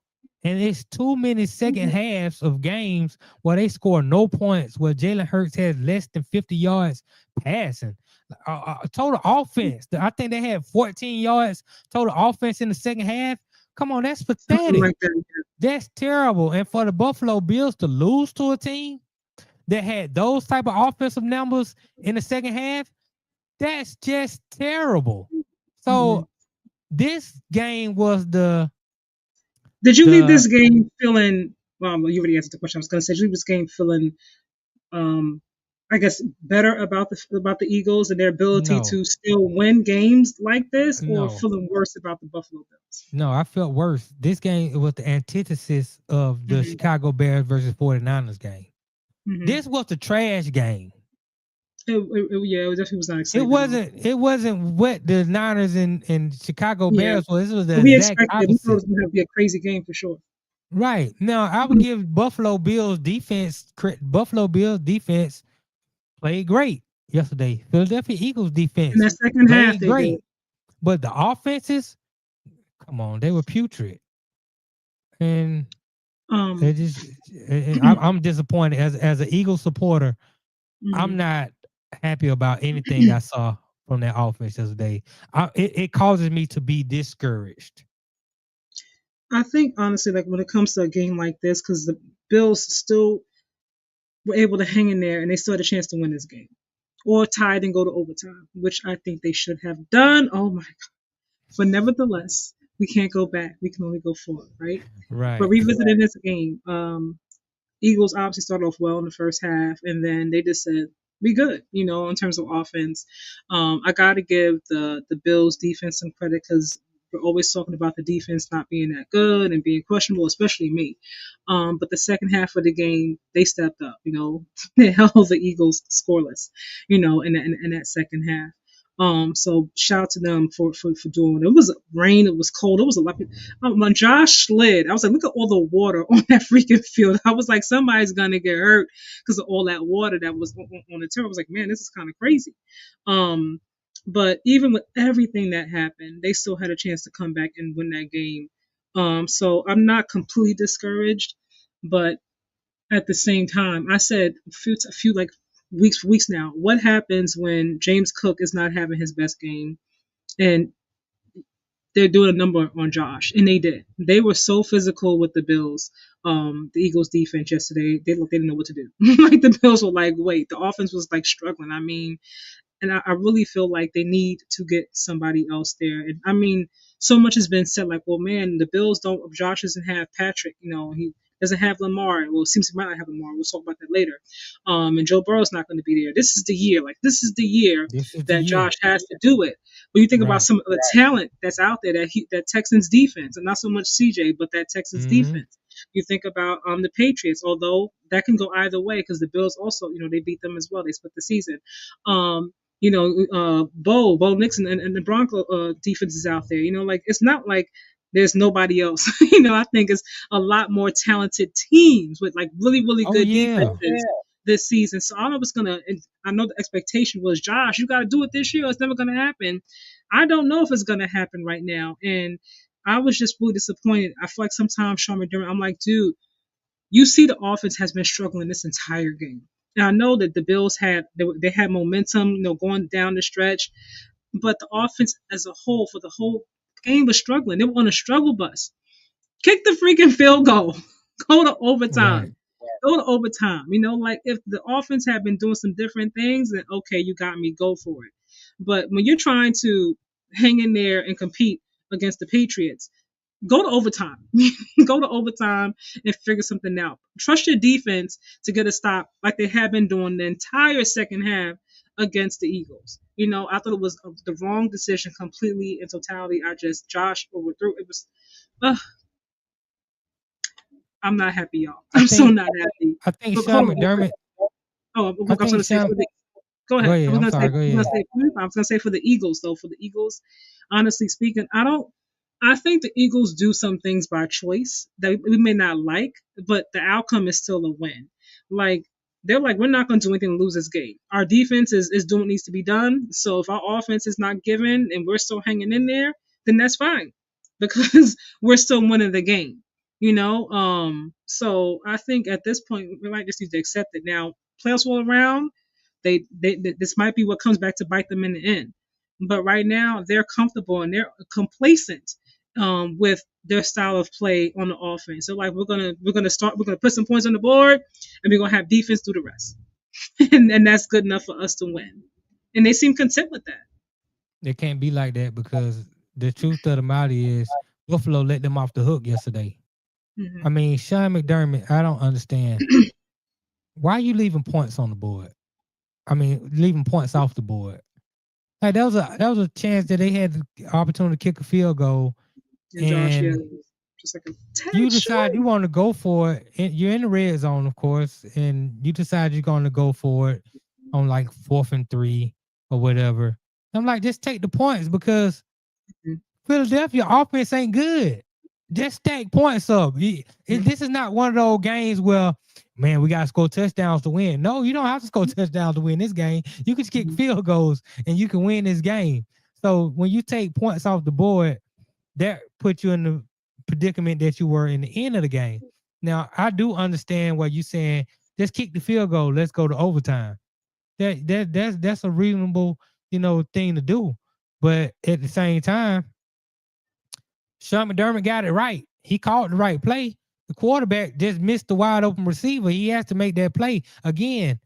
That let Philadelphia off the hook. If he can hit Shedeur, who's wide open, the Eagles lose by a point. And then all that stuff talking about, yeah, as long as they got the win, they get the win. No, they got the win because of the things that Buffalo failed to do. They didn't get the win because of the things that they did. So Always depends on how you look at it, right? You're like, but they still got the win. But it's like, oh, but Buffalo yeah, could have I got it. can't. It depends on which side you look at it. No, like I said, what's the opposite of a moral victory? And it was an immoral loss. That's how I feel about it. I feel like both teams lost yesterday, the Eagles and the Bills. There was no winners in that game, only losers. Mm-hmm. Although I mean, I get what you're saying, but you know how how I mean, they got to put the win in somebody's They column. got the win, yeah. No, they got the win in the Right. column. Although it wasn't it wasn't an impressive win offensively now, but when I think about a lot of the teams, Caleb obviously is very talented, but you think about a lot of these games, the defense, was the bigger part of why they won these games. Think about the Texans. CJ Stroud's been on a struggle bus for a while now, but that Yeah. Texans defense has been a huge, reason why they won games. Oh, yes. Broncos, defense. There's quite a few teams where defense has Right. been leading the pack and leading the teams to win. So I think this year we might just get a Eagles team or a Broncos team in the Super Bowl. It might not be a great high scoring game. It might be no more than like 10, 12 points in the Super Right. Bowl because a lot of defensive teams are out there in the running for it. but the goal is to still win. Like if they win with 6 points in Super Bowl, I still won a Super Bowl ring. I mean, Like, that's all. just last year we saw Eagles and Chiefs. They were defensive teams. Pat Mahomes had his worst statistical season last year, but that Kansas City Chiefs defense was a great defense. Same with Philly. Philly didn't have. I mean, outside of Saquon went off last year, but that defense was what put Philadelphia Eagles in the Super Bowl. So again, I mean, defense matters, and it's gonna matter this year as well. Play calling too. Sometimes just take the points. Like don't. Sometimes in games you're trying to clinch a title and division titles. Like sometimes just take the points, and then trust your defense to get a stop and then get back out there and do what you got to do. And we've seen that where that's hurt, some teams, the Lions, in some games this season, not taking the points and always just going for it. Sometimes you got to take the points. That's an Nasir. That's an OC issue rather than Jalen Hurts. At first, I was putting it on the OC. In my opinion, I was doing it. I'm not sure about you, Notty, but at this point now, Nick Sirianni could have been stepped in. Like he's the head coach, he could have been stepped in and said, no, let's do this, let's do that. He has not said anything. To me, the offense doesn't look that much better. No, it ain't got nothing to do with the offense. Yeah. Quarterback. Anytime you have an offense that has less than 50 yards total in the second half, that ain't got nothing to do with the coordinator. I mean, if you complete 2 passes, that's 50 yards, man. I mean, matter of fact, let me go even deeper. When you have a quarterback that completes no passes in the whole half of a football game, that ain't got nothing to do with the coordinator. That got everything to do with that individual quarterback. Because you can have the coordinator not call any plays, and you can go draw it up in the dirt. I don't think it's just Jalen, though. I mean, because one thing about Jalen Hurts, he is consistent. He don't really vary too much in terms of how he plays the game. You know what I mean? Like, you're gonna get what you're gonna get. He's like, I'm gonna make sure we win the game. I don't care if it look pretty. I don't care if it look ugly. As long as we win, that's all that matters to me. 3 points and the 35 points, that's it. Right. So for me, because he's been so consistent like that for quite a few seasons now, no matter if they won, no matter if they lost, no matter who the OC was, DC, like I can't say it's him. I don't think it's him. Well, I mean, solely.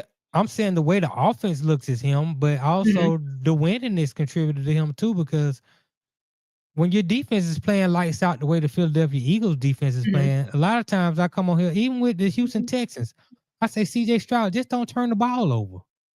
Well, Jalen Hurts, he don't want to turn the ball over. He's not going to risk it. And so even though he didn't complete any passes in the second half, he didn't turn the ball over, and he allowed his defense to go out there and win the game. So for that, I give him credit for doing what it takes to win the game by not giving the others. Yes, he's managing. He's doing what you think Lamar should do a little bit. He's managing. Right. He didn't put his defense in a obscure situation. He didn't give Buffalo the ball on their own 30 or on their own 40 where they're already in scoring position. He allowed the special teams to punt the ball and pin the Buffalo Bills back and allow the defense to make them drive 80, 90 yards up the field. So from that aspect, yes, he did.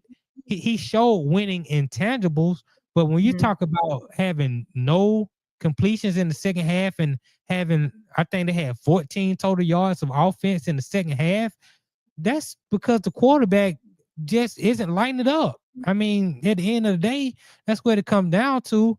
And I'm not going to say last year. It was more Saquon who was doing all the nice stuff that we saw. Well, it wasn't so much Jalen.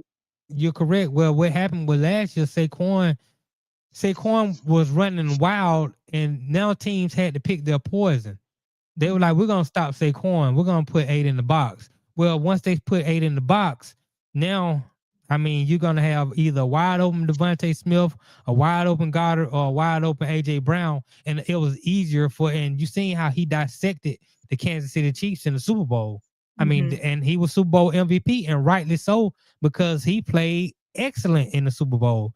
Now teams are like, we're not really worried about Saquon as much. We're going to drop back. We're going to play a little bit more zone. I mean, they got film. You cannot run the same. You have to make adjustments. And I think they have made those adjustments. But at the same time, it's just because Jalen Hurts is not an elite passer of the ball anyway. He's Mhm. just he's an average quarterback, but he has winning intangibles. So I'll take the winning, but I'm okay with saying that he's just not a prolific passer like that. And that's Mhm. what the offense has called for. That's why AJ Brown, he's doing all those antics. He was talking about the offense. And I told you, I said AJ Brown real problem is with Jalen Hurts. It's not with the offense. Because he ain't calling out the coaches. He ain't calling out the offensive coordinators. He's talking about Mhm. that quarterback. Like I always say, if it ain't directed, it ain't respected. Okay, put a All right. name on it, address it. Well, you Okay, can't do so we that. know who we're supposed to go to. Like if you're not gonna be Right. direct, then be quiet. Don't tweet nothing. No, not now, nothing. Okay, Right. give us the I feel real that though. AJ, or don't say nothing. Huh? I mean, I feel that I'd rather him not say anything than cause a distraction. But I understand where he was It was coming a from. distraction though. We were like, Yeah, oh I'm man, saying it was. AJ That's what I'm Brown saying. not I happy. Look prefer at what he tweeted. So right. I yeah. prefer he not do that at all and just keep it Hmm. in house. But since he didn't keep it in house, I can at least say, well, I agree with him. But Hmm. yeah, just keep that in house. We don't need those extra distractions. This right here is going to be a quick take because it's been a lot of conversation past couple of days about one Max Crosby. Do you think or do you feel that he will be out, and on to a new team next season? No, I don't think so. You think he's going to be a Raider for life? Yeah. I mean, he just got money last year. They just paid him. Mhm. Yeah, he's one of your main attractions in Las Vegas. You don't let players like that go. Those guys don't. You don't. Those guys don't come around very so Mhm. often. When you got a Max Crosby, you keep those guys. But I like Max Crosby because he's passionate about the game. He wants to win, and more importantly, he wants to play. He doesn't care what the record is. I want to get out there and play. I want to play my hardest. I want to try to win football games, and I just love the game, and I love that. I love football players who have that mentality and that Mhm. attitude. But the truth of the matter is, he's hurt, and he does need surgery. And the team knows Well, he was that. hopping on that little trampoline, or was it trampoline with Yeah, his daughter? yeah. But now he's about to go have surgery tomorrow. So I'm just Hmm. saying, the team knows that you're injured. They know that you're a warrior. They know you want to get out there, but the season is over with. Go ahead and Hmm. get this surgery so you can be Hmm. ready for the off season, because next year we plan on being a lot better than we are this year, and we're Hmm. gonna need you. We don't need you possibly hurting this injury any more than it's already hurt. Go ahead and get the surgery, rehab, and also have an opportunity to continue to get Hmm. better in the off season. And next year we'll be there. But I understand his frustration and Hmm. him being upset. But that's how he's supposed to be, because he's a competitor. If he wasn't upset, then I'd be concerned. I'm gonna tell y'all right now, if I'm Buffalo, I am doing my damnedest to get that Oh man yeah. You got to call to now. You got Buffalo. to you got to call him. I'm gonna try. I'm gonna try. Yeah, you They got may to be like, call "Nah, him. it's not happening, Buffalo. Don't call somebody else." But I'm Right. gonna try. I'm gonna try. When you got a QB who's super talented, and you know you're missing some pieces. For me, you have a responsibility as an owner, GM, to do everything you can within your power to get your franchise to Super Bowl to win. You Right. do. And if honestly speaking, when I think about the Raiders, like how much could you get for someone like Not Max enough. of his caliber? You Not know, enough. um, I'm, I mean, you have him there, yes, Yeah. but you're still losing. Yeah, you lose. Like it's You're not not losing because of nothing. Max Nothing's Crosby. happening. No, I'm not saying losing because of him. I'm not saying that at all. Right. But I'm paying him all this money. Obviously, you like him, the Yeah. fans love him, and so on and so forth. But for me, I'm thinking like, what can I get in terms of if I give some picks, some cash or whatever it is, draft picks, things of that nature. What can I get in return for someone like Max to get this team where it needs to go? Because you have him there, yes, and he's talented and he's great. He's a Right. dog, all these different things, but it's not resulting in winning. Not because of him, anything that he's doing, Right. but the overall fact of the matter is that you're not winning. You got Miles Garrett out there in Cleveland, but you're not really winning at the same time. It's been that way for quite a few Mm-hmm. years. So for me, I don't know if I'm Buffalo, I'm calling. I'm Yeah, calling. I'm yeah. You calling. gotta call. You New gotta England call. too. I But might put a call in. a lot of team, every team should call. Hell, you gotta go. Hey, is Max Crosby available? Because those guys just don't come around. You got what, Mhm. three of those guys? You got T.J. Watt, you got Myles Garrett, you got Max Mhm. Crosby. Like Yeah. that's. I mean, you might got a couple more guys, but that's pretty much the list. So what you do, because see, this is the problem with trading them. Same problem Jerry Jones got with trading Michael Parsons. He's gonna have to Mhm. find out.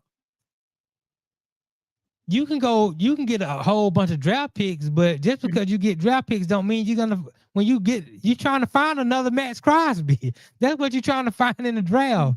And you can go get all the draft picks in the world. If they don't pan out, then you got nothing. You pretty much gave him away. Well, So Jerry has drafted well, though. I will give yeah, him yeah, that. Despite all his Jerry has foolishness, drafted he well. drafts well. Yeah, Jerry has drafted well, but Mhm. that's Jerry. Now we're talking about the Mhm. Raiders. Like, Yeah.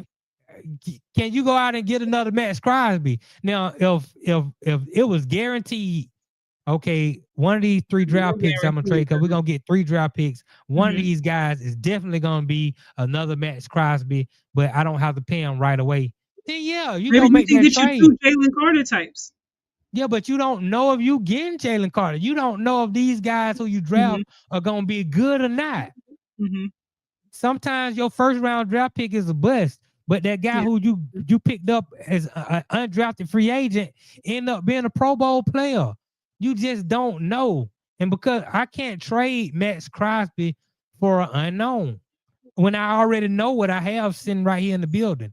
I have someone who I can win with if I can get the other pieces to manifest. So yeah, I'm not trained Max Crosby. If I'm the Raiders, Mhm. I not right now. Not right now. I have to wait until maybe Mhm. another year or two. But right now, nah, I can't trade him. He's just too valuable to my franchise, to my fan base, and to everything that we're trying to do in Las Vegas. I don't know what they're trying to do, honestly speaking, because it looked like they were trying to do a whole bunch of nothing this season. I don't know what was the conversation. I'm like, what did we talk about in the off season? What was the vision? Yeah, it was. Because I honestly cannot tell, based on the outcome at all. I'm like, I don't know what we spoke about at all. I wish I could be a fly on the wall for those conversations that took place, even as the season progressed. Like what were we talking about here, people? Because I really cannot tell. It's like baffling to me. Their organization was a sham this year. I mean, you start off with Tom Brady being minority owner and coming in and having the ability to make decisions, particularly at the quarterback position. And then you go Tom and the said he coach. didn't have that much say. Yeah, he had enough say. I mean, he had enough say. Now he's not the general manager and things Hmm. like that. They're gonna have more say, but he had input on what was going on. Hmm. And Pete Carroll, I like Pete Carroll, but I just don't think I think the game is passing by. I I think think so now too. that's a situation where I Say think they that. need to Yeah. say, you know what, Pete, we appreciate you coming in and maybe we can push you up to an advisory role somewhere, but we're gonna go in a different direction at the head coach. And we're What about gonna Gino? Gino. I don't think Gino was the problem. I think they're You good with don't? Gino. No, I don't think I, I, Gino is the I'm problem. gonna get rid of him. I think everything around Gino was the problem. See, this is a situation where I will blame coaching.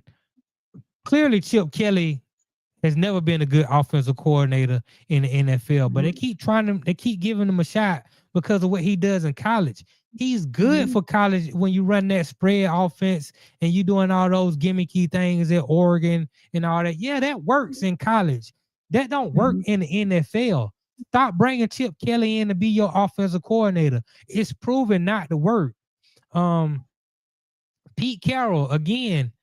I think the game is just passing by. I mean, I'm watching practices and you out there wrestling with your players WWE when this is football. You need to be coaching football, not wrestling. So Okay, so again, and Pete's Gino, and I'm gonna give Pete. Okay, we got to give Pete just a little bit. Okay, maybe Pete was trying to show them something that maybe he was thinking, or yeah, maybe the vibes were kind of low, and he was trying to get the vibes back up to yeah, finish out practice on a high. Maybe it was just a little. Maybe it was some downtime in you're between. right. You know what I mean? It could be. It could But be now. optics when you lose, and that's not good optics when you Like it was, losing yeah, games. opposite was Well, what bad. I'm Yeah. saying about Gino just didn't fall off off the train. Like Gino's Mm-hmm. been a good quarterback over the last 4 or 5 years. He's been solid. He's a good quarterback. But I mean, I watch those games. I don't give a damn who you put back there at quarterback. You could have had Tom Brady back there at quarterback. Wasn't gonna look good. No quarterback in the league was gonna look good behind what Gino had to play with. I mean, then you got rid of his best receiver and Jacoby Myers, and what did he do? He go to Jacksonville and he looked all world. Like, come on, man. Like, no, I'm not putting He's this like, on thank Gino. you. Yeah, I'm not putting this on Gino at all, which is why I don't believe that the Las Vegas Raiders, and we'll Mm-hmm. see, but I don't think they're gonna draft a quarterback in the first round. They'll pick before the Jets. I think the Mm-hmm. Jets are gonna take the first quarterback. I think the Raiders will take a quarterback, but I don't think it will be in the first round. They'll draft somebody to put behind Gino and develop. And if Gino plays bad next year, then they'll bring that young guy up and allow him to play. But they just paid Gino last season. I mean, coming Crazy. into this season, they just paid Crazy. him. So they're You not got going to get rid of Gino right now. I'm pretty sure Tom Brady and those guys, the guys in that building who know football and understand football, they saw the same thing I saw. I applaud Gino for even going out there every game I'm like, and bye, doing his Gino. best. If I could find somebody who want to take on that contract, get him out of here. You can take him. I'm good. I've seen enough. I saw enough. And I could see why Seattle was like, bye. Like, we'll take our chances and see what happens with Sammy this season. I'm like, I know that obviously coaching makes a difference, and obviously you got to have weapons, all these different things. What's up, Alex? Shout out to you for coming through the chat. We appreciate you.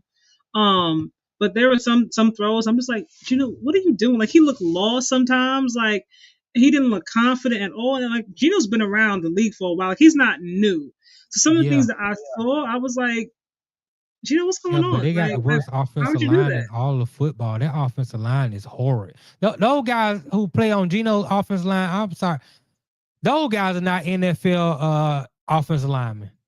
Those Mm-hmm. guys have no reason being in the NFL. I mean, it was just awful. Like no quarterback can play behind what Gino was forced to play with this year. Mm-hmm. Again, I'm just happy that Gino, like I'm pretty sure Gino gained all the respect from his teammates just for sticking it out, just for getting in Mm-hmm. there and be willing to play, not bowing out. He could have bowed out and nobody would have had anything to say. He But should he have been went back around. down. He took that beating. He took that beating every week for those guys. And for that, I give him kudos. I give him kudos for what he did. And I'm not really one of those guys who I like to put more accountability on the players, but at the same time, I gotta understand what I'm watching. And what I'm watching, that Yeah. You no. taking everything and putting on everybody else and not Gino at all. Yeah, I Look, mean, some I of them mean, I games, mean, I'm I'll like, put some of Gino. it on. I'll put a small percentage on Gino because he played, but I know how football is the ultimate team game, and if you don't have the pieces around you and you don't have the right coaching staff around you, you don't have like we talked about system earlier. Mhm. What's Gino's system? He doesn't have a system. You just got a guy back there and you telling them to go out there and play. Like, no, what's the system? What are we trying? What's the strategy? What are we trying to do? How are we trying to move the ball from point A to point B? And until you can get somebody in there who can give him a system, then that's what you're gonna have. I don't care who you got back there. Pete Carroll is not new, although he's older. He's not new to coaching, Right. So although his methods might be a bit antiquated, like I'm pretty sure he knows the basis in terms of just putting a system in place to No, but coach he a team. doesn't. I mean, just But think about Pete I was, Carroll, his coaching career. Even we can go back to Seattle when he had rest. hold on before we go down Pete Carroll's like history. I was gonna say I can't give Gino a pass because we put a lot on QBs, especially you when you've been paid. Oh yeah, When yeah. you have been paid, expectation is that you're gonna make up, or at least you're gonna do your damnedest to make up for what's not around you. And Right. in a lot of those games, I didn't see Gino really do much of anything. Now, granted, he maybe needs some different pieces and things of that nature, but I'm like, it's a no for me. I mean, when we look at Joe Burrow, he We watched him and Jamar Chase, go back and forth pretty much last season. That was really how Right. they put points on the board. It wasn't like he Right. had like all these different weapons and things around him. The O line was okay. Defense was not really defending, obviously, but they still put up points. Yeah. There's I not, mean, he got I two mean, how number many one games? receivers. How many? But he still had one person. He still had one weapon. It wasn't like he was like a whole like plethora of like just different players out there running back, all these different things that were the reason they put up numbers. It was really a two-man show. And T Higgins was there as well. Don't get me wrong, in there. Yeah, I But finna say T Higgins. He for had the most weapons. part, for the most part, his go-to first and foremost is always going to be Chase, which is why he was the triple crown Right. winner last Right. season as well. He's the best wide So receiver in the game. I know that that Genty is new, but Homeboy's talented. If you got to use him every single game for the most part, then use him. He don't call the plays. Gino just run the You plays know. that's being called. See, So this the so on thing. one hand we say Jalen Hurts has the Yeah, because ability it's to different. change plays and things of that nature, but now we're saying Gino don't call the plays. Yeah, because it's different. That's what I'm trying to tell you. You got to go back into the history of Pete Carroll. Pete Carroll is what you would call a good. He's in the Mike Tomlin category. He motivates Mm-hmm. players. His energy is high. He can get guys going. Guys want to run through a brick wall for Pete Carroll. But even if you go back to Seattle, and I hated this about Seattle, like they never really had a good offensive system.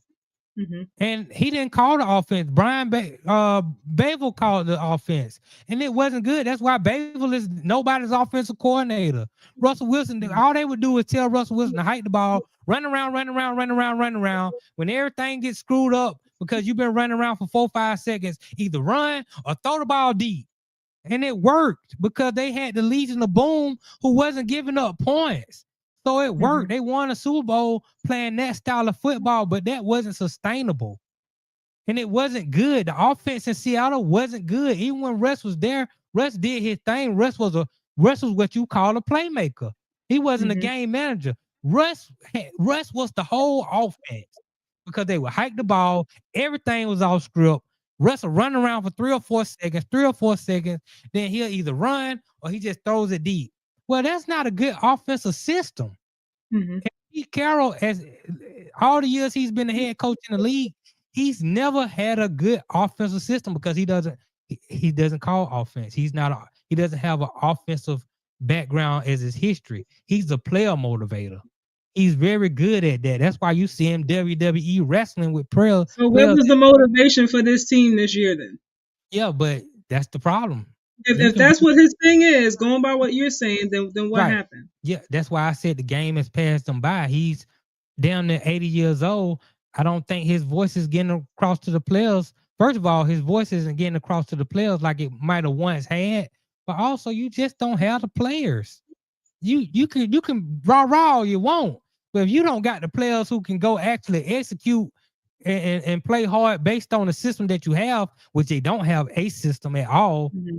I mean, it's just like I said, that organization has been run poorly all season.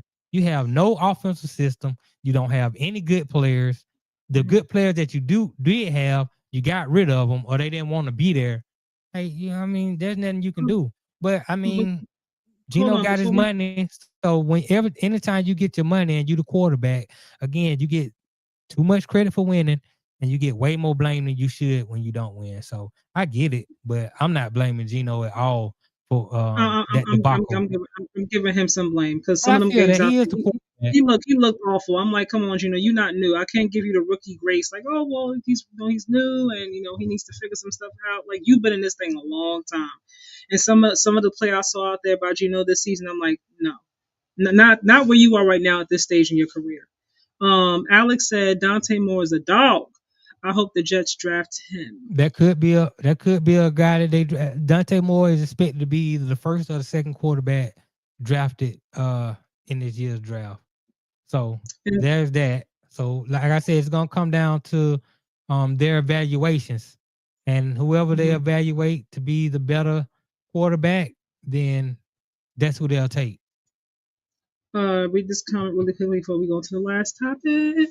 Nasir said Beast Mode That was is a true. crucial part of the offense. Yeah, he was huge. I mean, and one of the reasons why Seattle ended up breaking up and Legion of Boom broke up, and one of the reasons why a lot of those players, and then I don't put this on Russ, I put this more on Pete Carroll, but a lot of those players from the Legion of Boom, they never have anything good to say about Russ because they believe in that Super Bowl, Pete Carroll was trying to make Russell Wilson the star instead of giving to Marshawn Lynch on the 1 yard line and let Marshawn Lynch get the score. Instead, he put the ball in Russ's hand. Russ throws the pick. New England wins the Super Bowl. So they still feel salty to this day about that. But that wasn't a Russell Wilson decision. That was a head coaching decision. Pete Carroll made a call to take the ball out of beast mode hand and let Russell Wilson go out there and try to be Super Bowl MVP. So I just don't think that their frustrations are pointed at the in the direction of the right person. They should be angry at Pete Carroll. Yeah, but at this point, I'm like, y'all gotta let that go now. At this point, I'm like, it's been so long. Like they don't let it go. I mean, it just, and I if hear you're gonna hold on Sharp. to it, then at least direct it who needs to be directed to. Yeah, they feel, I agree with that. It's funny because Shannon Sharp always talks about the one playoff loss they had to Jacksonville. He'll never let it go. This happened 30 years ago. That one loss they had in the playoffs in 96 to the Jacksonville Jaguars. Now the Broncos were a better team, but the Jaguars got hot coming into the playoffs and they upset the Broncos. And Shannon Sharp just won't let that one go. That one stings him to this day. And to this day, he don't like the Jacksonville Jaguars because of that playoff game. So players don't let that kind of thing go. It's going to be something that's going to linger with them forever because they know how close they were to greatness. And they let it slip through their hands. The coach that made whoever made the call. That is a head coaching decision. Because Russ is always the one that everybody talks about, or they talk about, when they talk about what happened in Seattle and so on and so forth. I'm like, if the coach is the one that did it, then talk to the coach, man. Exactly. Like, be angry with the coach. Hey, I agree. You keep calling out Russ about it, so that's the problem. Like, come on now. I agree. I mean, I'm pretty sure there's some more stuff in the locker room that we're not privy to until somebody writes the book. Too, yeah. But at the end of the day, if we're just going to talk about that particular play, don't put that on Russ. Put that on whoever made the decision to call that play. And that's going to come down to the head coach. He was feeling like me, and Russ we trust. That's right. He was feeling like me. That's the problem. It didn't work out. Everybody trusted Beast Mode. Everybody and their mama knew Beast Mode was going to get that ball. We were all surprised. I was surprised when everybody, like people who I know weren't watching football, they were like, yeah, get to that guy with the dreads back there. Like, that's going to win you the game.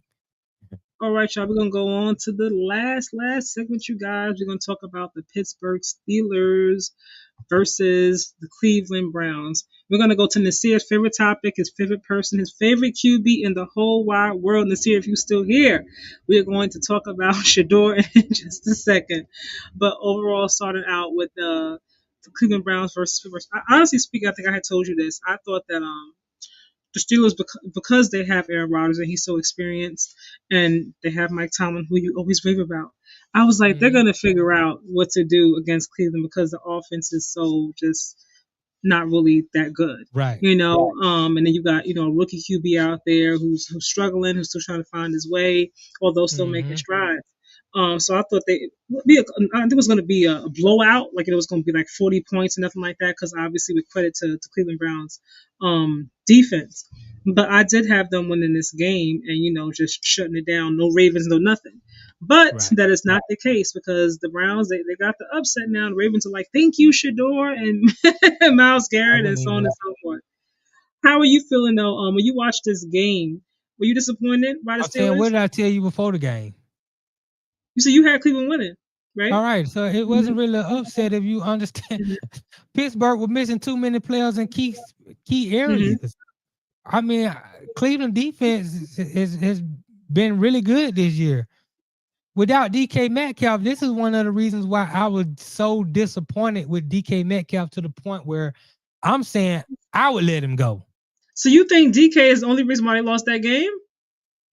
He's the reason they lost that game. Yes. You think so? He's the only nothing else was a contributing factor, really? He's the major. He's the. Because they still got weapons. They got what's his name, No, they don't Kenneth. have weapons. DK is their You only don't think weapon. you don't think Gainwell's weapon? Gainwell's No, weapon? Gainwell's somebody's gonna get him backup running back money next year. He's gonna get paid. He's gonna get a raise. But Kenny Gainwell is not. He's not even the starting running back. He's the backup. Jalen Warren is a starting running back. He's a third tier running back. That's what you have. You got 2 third tier running backs back there. They're solid. They can play, but you lost your deep threat. You lost your playmaking threat in DK Metcalf. DK Metcalf opens it up for the Calvin Austins, for the Adam Thielens, for the other little wide receiver, Roman Wilson.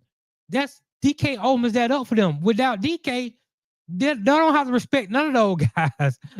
We're not worried about none of those guys. Jalen Ramsey didn't play. They had guys on the offensive line who weren't playing. So, and then Myles Garrett spoke about it after the game. He said they did so much to try to stop me from getting a sack that they risked their own game because I think that was really it. More honestly, not saying that DK didn't have anything to do with it, but I think focusing more on him not getting a record was what really took them away from winning the game. Because you're missing guys on the offensive line, so now you got to put 2 and 3 guys on Myles Garrett, which is going to allow other guys to eat.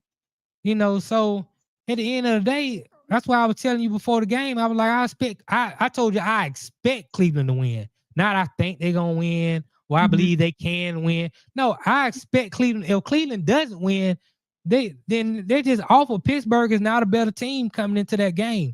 So, I mean, the game went just as I expected it to go. And like I told you, it's over with for Pittsburgh. I just don't see how they're going to beat Baltimore. I don't care who's at quarterback, whether it's Lamar Jackson or Tyler Huntley. I don't see how you're going to score enough points to win the football game that you really need to win. So, yeah, DK Metcalf hurt the team, and I would get rid of him. But, I mean, reports has been said that they're going to stick with him and they're going to pay him all his money. I say that $45 million. I get rid of him, and I move on in another direction. I wouldn't get rid of him. I wouldn't when you think about, his production and what he, his what he means to the team. I don't know if Aaron Rodgers is gonna stay, he's gonna retire. I'm not sure what they're gonna do about that part. But I don't like what he did, but people make mistakes. You know what I mean? Costly mistake, but still a mistake. I think if he could take it back, obviously hindsight is always 20/20, but you can't go back. You can only make better decisions going forward. I don't think if he think about how the whole thing played out, how it affected the team and them losing, like, man, I really should have did better. But you can't go back. I don't expect him to do anything like that ever again, after what happened. So I wouldn't get rid of him, not just yet. I wouldn't, and if I might not pay him a full $45 million in incentives now because of the cost, especially if they lose next week. But if they're still going to pay him all that money, all his money, then I guess God's looking out for him. If he still gets it, we gonna see. I mean, don't get me wrong. Personally, I hope he gets his money. Hey, Ricky. I hope he gets his money. Now, I'm saying, like, me as a person, I hope he gets his money. If I'm Pittsburgh, I'll let him go. If I was in that organization and I was making the decisions, I can't win with a guy like DK. He's selfish. I can't win with selfish players. And I'm thinking about you think about his performance with the team. He has, huh? What you say? Go ahead. Oh no, I just say he's selfish. I can't win with him. When you think about his play with the team, like he's been an asset for this team. Right. That one act is one part, but I don't want it to be something that for me, is going to define what he's been to the team the entire season. Obviously a really, really, costly mistake, should have done things differently. But look, I keep saying everybody's not disciplined. I think sometimes we expect too much of NFL and NBA players, MLB, however you want to go about it. They're still people. Everybody's not mature. People got anger problems. Some people too sensitive. They take everything to heart. You know what I mean? They want to spit and do other things unnecessarily. Like, they still people. They make a lot of money, but they still got issues. And he needs to go talk to somebody about his anger and be more disciplined. Yeah, that would be a requirement if I keep him. If I keep him on the team, he will be required to go to anger management I can classes agree with and that. right and I can agree with go that. seek therapy. That would be a requirement if you want to stay on this team.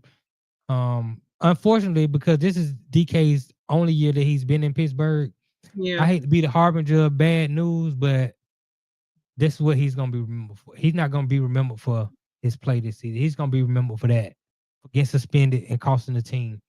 So it is what it is. Moving on to some of these comments. Vicky says Steelers are done. Yep. Steelers and Ravens limping to the finish line. LOL.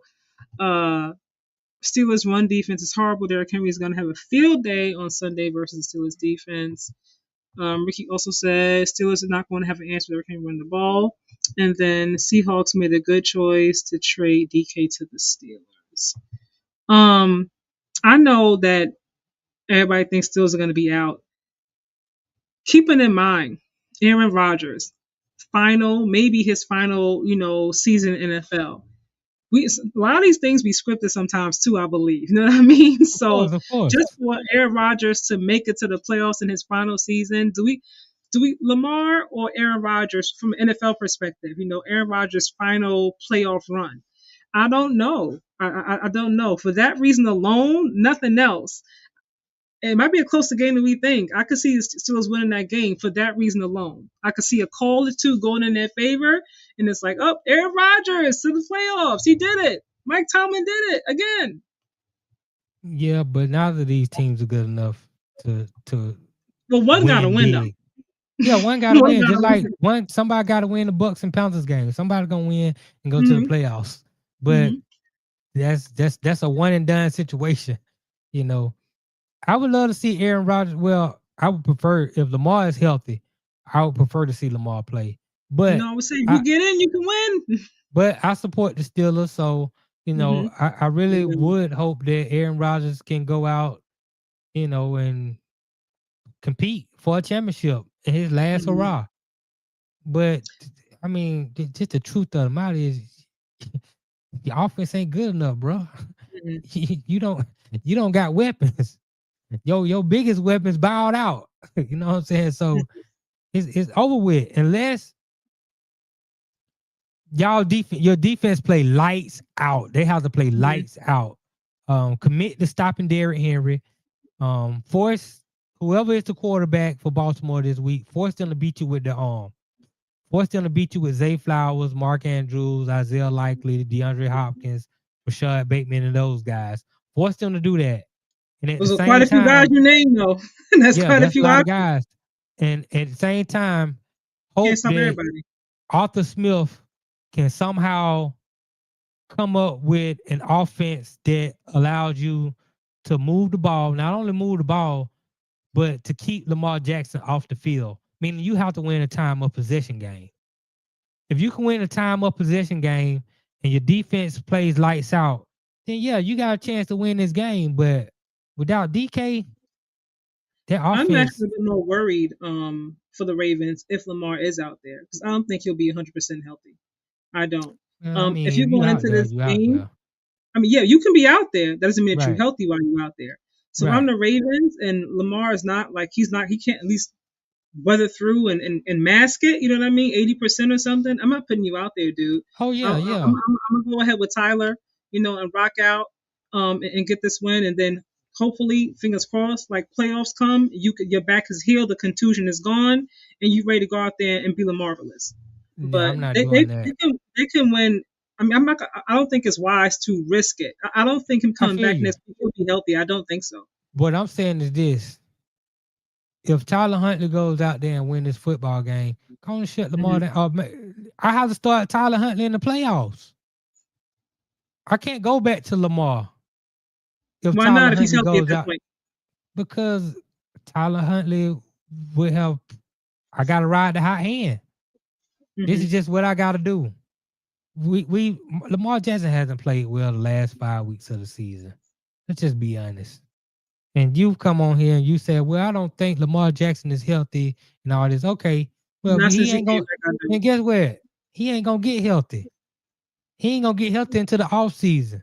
I mean, he looked So really good to start, the last game before he went down, with his back. I was like, okay, like Lamar's out there, he got urgency. They look right, good. He was looking really good. And I was like, okay. And then that right. happened. I was like, If whoever start this game and win is the guy you got to go with going forward. That's why I told you. I said if I start Tyler Huntley, I gotta shut Lamar down. mm-hmm. I gotta go They're not ahead going to and do that. You're not going to you shut him know down. it's similar. And I've seen this plenty of times in the NFL. I mean, Troy Aikman was the starting quarterback for the Dallas Cowboys. He got hurt. They put Steve Berline in. Steve Berline went on a winning streak. He got hot. They ended up making the playoffs. Troy Aikman was healthy. He was ready to come back and lead the team. Mm-hmm. They were like, "We're sorry, Troy. We got to go with Steve Berline. Mm-hmm. I got to ride the hot hand. This is the league. I can't go back to you after this man that won 8 straight games. I can't do it. And Has Tyler Huntley won 7 to 8 games? no, he hasn't won 7 or 8 games, but Oh, he's okay. I won big. probably missed something. No, Okay. no, I'm saying, but he's won big games. He's the reason why you're gonna be in the position to even be in the playoffs. And he's played well, and He has played well, but I'm and gonna he's give Derrick probably Henry some healthier credit. than Lamar Making Jackson. sure you get Derrick Henry the ball is huge part of the Yeah, reason why you won that's yesterday. key. That's the key. Anybody can Not hand. sitting him down in the I fourth can go quarter and hand whatnot. Derrick Henry the ball if that's what they need. Just give me Right? that Like little don't check. sit Derrick Henry down in key moments of the game. Like put him Right. keep him in the field. That's the That's key. something else. That's Now will he be able to run, 216, who knows? We're gonna see what the Steelers cook up. Mike Tomlin, he wanna win now. He gonna Right. figure he's gonna try to do something. He's gonna try Oh to do yeah, he something. gonna coach his ass off. You That's what he know. does. But I'll I'm put it like keeping his this. ass off. I didn't see that Yeah, yesterday, but I coach his did. ass off. Yeah, he was had his handcuffed. I'll say this. If you're gonna coach his ass off, you can't say his hands cuffed. No matter You what, can't go on both no. sides. I'm saying yeah, DK Metcalf hurt the team. I mean, So then he can't. So Mike him Tomlin coaching doesn't. his ass off Mike Tomlin depends on doesn't. if DK is Mike there. Tomlin, yeah, but Mike Tomlin doesn't call offense. Arthur Smith calls the offense. Mike Tomlin has nothing to do with offense. No, I'm talking Now, about he the might defense. tell you in a situation, I want you to run right here as opposed to passing or something like this. But at the end of the day, Arthur Smith calls the offense, and that's one thing about Mike Tomlin. Then lean on your delegates. defense and make them help them. Now that Missing the defense played great yesterday. You know, defense turned Shedeur over twice. They every only team gave up has respectfully, right. and I love Shedeur. Right, they only gave up 13 points. They gave up 10 points in the first half. So their defense was excellent yesterday. I mean, but they also lost, a key weapon, in Cleveland as well for Shedeur, in that game. Harry Fanning went down in the game. I think it would have been better had he had his guy out there. That was a huge loss for the no Njoku. But at the end of the day, the defense in Pittsburgh wasn't the problem. The problem is the offense. And like I said, Arthur Smith got his homework cut out for him. He has to go in the lab and come up with a creative way for Pittsburgh to score points this week, or else they're gonna be at the house. And Arthur Smith, in my opinion, Arthur Smith is not a good offensive coordinator. I don't like that he's the offensive coordinator. I didn't think he was last year. Everybody blame Russ. He's never been a good offensive coordinator. I didn't like that for Russ last year. If you can, well, you went. I was doing another podcast, but I told him, I said I don't like Russ being with Arthur Smith. He's not a good offensive coordinator. You have to know Arthur Smith's history. Mm-hmm. He was the Tennessee Titans. Hold on. Before we go down Arthur Smith's history, because honestly speaking, I don't think he's that good. But Mike Tomlin decided to keep him. So that you decide to keep him, so it is what it is. If we're going with Derrick Henry, if we're going with DK Metcalf, and we're saying that the offense is going to be on a struggle bus because they don't have DK Metcalf, then to me, defense got to be the reason that you win this game. They got to keep the game as close as possible for you to win by a touchdown or a field goal kick or something, which goes back to Mike Tomlin. Like if they're going to obviously try to force. They're gonna try to force feed Derrick Henry, obviously, let him do what he does. Can you slow him down? Can you stop him? Can you limit him? They will slow him down. I mean, I don't think Derrick Henry is gonna run for 200 yards this week. I don't think it'll be 200. No. I don't think he's gonna go for 120 this week. What you think about 60? Maybe 70 yards. Because I believe Baltimore is gonna hand Derrick Henry the ball. I believe they're going to get him the ball 20 plus times, 25 times, maybe even 30 times if they can. And I think the Steelers' focus is going to be, let's stop Derrick Henry. Let's force whoever is the quarterback to throw the ball. Now, I was saying Tyler Huntley. I think at this point of the season, based off what we've seen from Lamar the last 6-7 weeks, Tyler Huntley is more mobile than Lamar Jackson right now. I agree with that. And because of that, I think he's the better option at quarterback because I hate to say it, but Lamar Jackson is not a prolific passer of the football. And the Baltimore Ravens. I thought he grew a lot last season. Yeah, he grew a lot, but he's still average. He's just regular. He's not prolific. And I think Tyler Huntley is just as good, or maybe Must say Tyler Huntley's prolific to you? I'm saying no. I'm saying that's what I'm saying. I'm saying Tyler, when it just comes to passing, I think Tyler Huntley is just as good or a tick below Lamar, but he can run better than Lamar at this point. So I believe he's more of a weapon because Baltimore offense is predicated on running the football, not only with the running back, but with your quarterback. And Tyler Huntley, he will get up out of there and run while Lamar is hesitant. Lamar doesn't want to get out of there and run right now. And so he's holding the ball too long and he's taking too many hits. And that's why he got a back injury now. He's missing games. So I think, right. So I think Tyler Huntley is the way to go if Lamar Jackson isn't 100%. He's not 100%. We know that. And one thing I don't do, if you out on that field, there's no excuses. I don't get that excuse. Well, he's hurt. He's not 100%. Did he play or did he not play? Okay, how did he play? Okay, he didn't play good. I don't care that because he had a hamstring tightness or he had back soreness. Then don't play because that's the reality of it. If you are playing and you're hurt, it's going to affect how you play. Every player, there's no player in the NFL. Quarterback is different than your running back or whatever because Josh Allen has a foot injury. I don't hear nobody making excuses for Josh Allen's foot injury. And yesterday he was on a struggle bus too, respectfully. Yeah, but he's had a foot injury for weeks. He had a foot injury for 4 weeks now. If you can't play with the foot injury. For me, I thought he was doing a lot better masking it until what happened last week. Right. Then it was evident when he came back out like he was struggling. Right. But when someone is not healthy, whether or not we like it or agree with it, that does affect how you play. Yeah, I'm not disagreeing on how bad it is. But and sometimes when you get paid the big bucks, the coaches are like, "Oh, GMs, ownership, get out there. We're paying you, earn your money. You know, shoot it up." But sometimes it's not always enough. Sometimes you're correct. You're doing your best, but fuck my hamstring. Yeah. I'm doing my best, but I can't move the same way. Don't get me wrong, I feel you, but from a football perspective, and from the guys who aren't can you play or can you not play? If you go out there and play, ain't no excuses. We don't care about no ailments, no injuries. There's no player, if no quarterback. If your QB is hurt, then you can't expect them to go out there. There's no quarterback in the league that's 100% right now.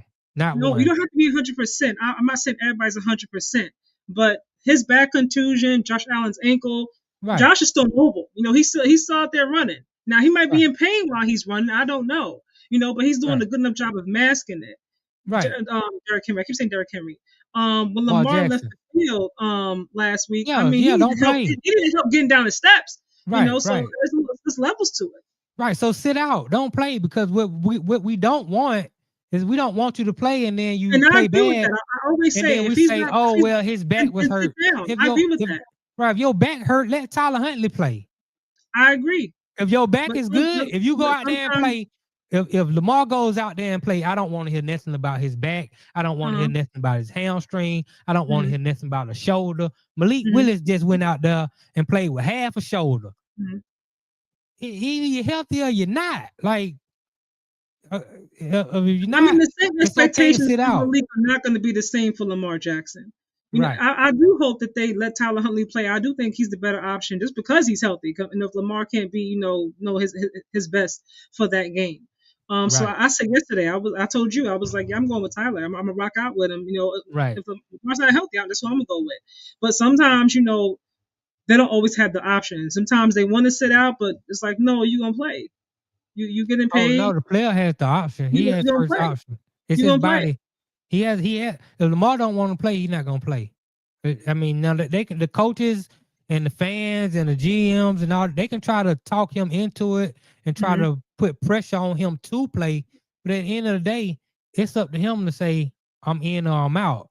Now sometimes if a quarterback plays hurt, he gets respect from his teammates and the guys in the locker room because a lot of guys are playing hurt, and they respect that. Like when Herbert went out there and played with one arm, just had surgery, and in the same week he went and played.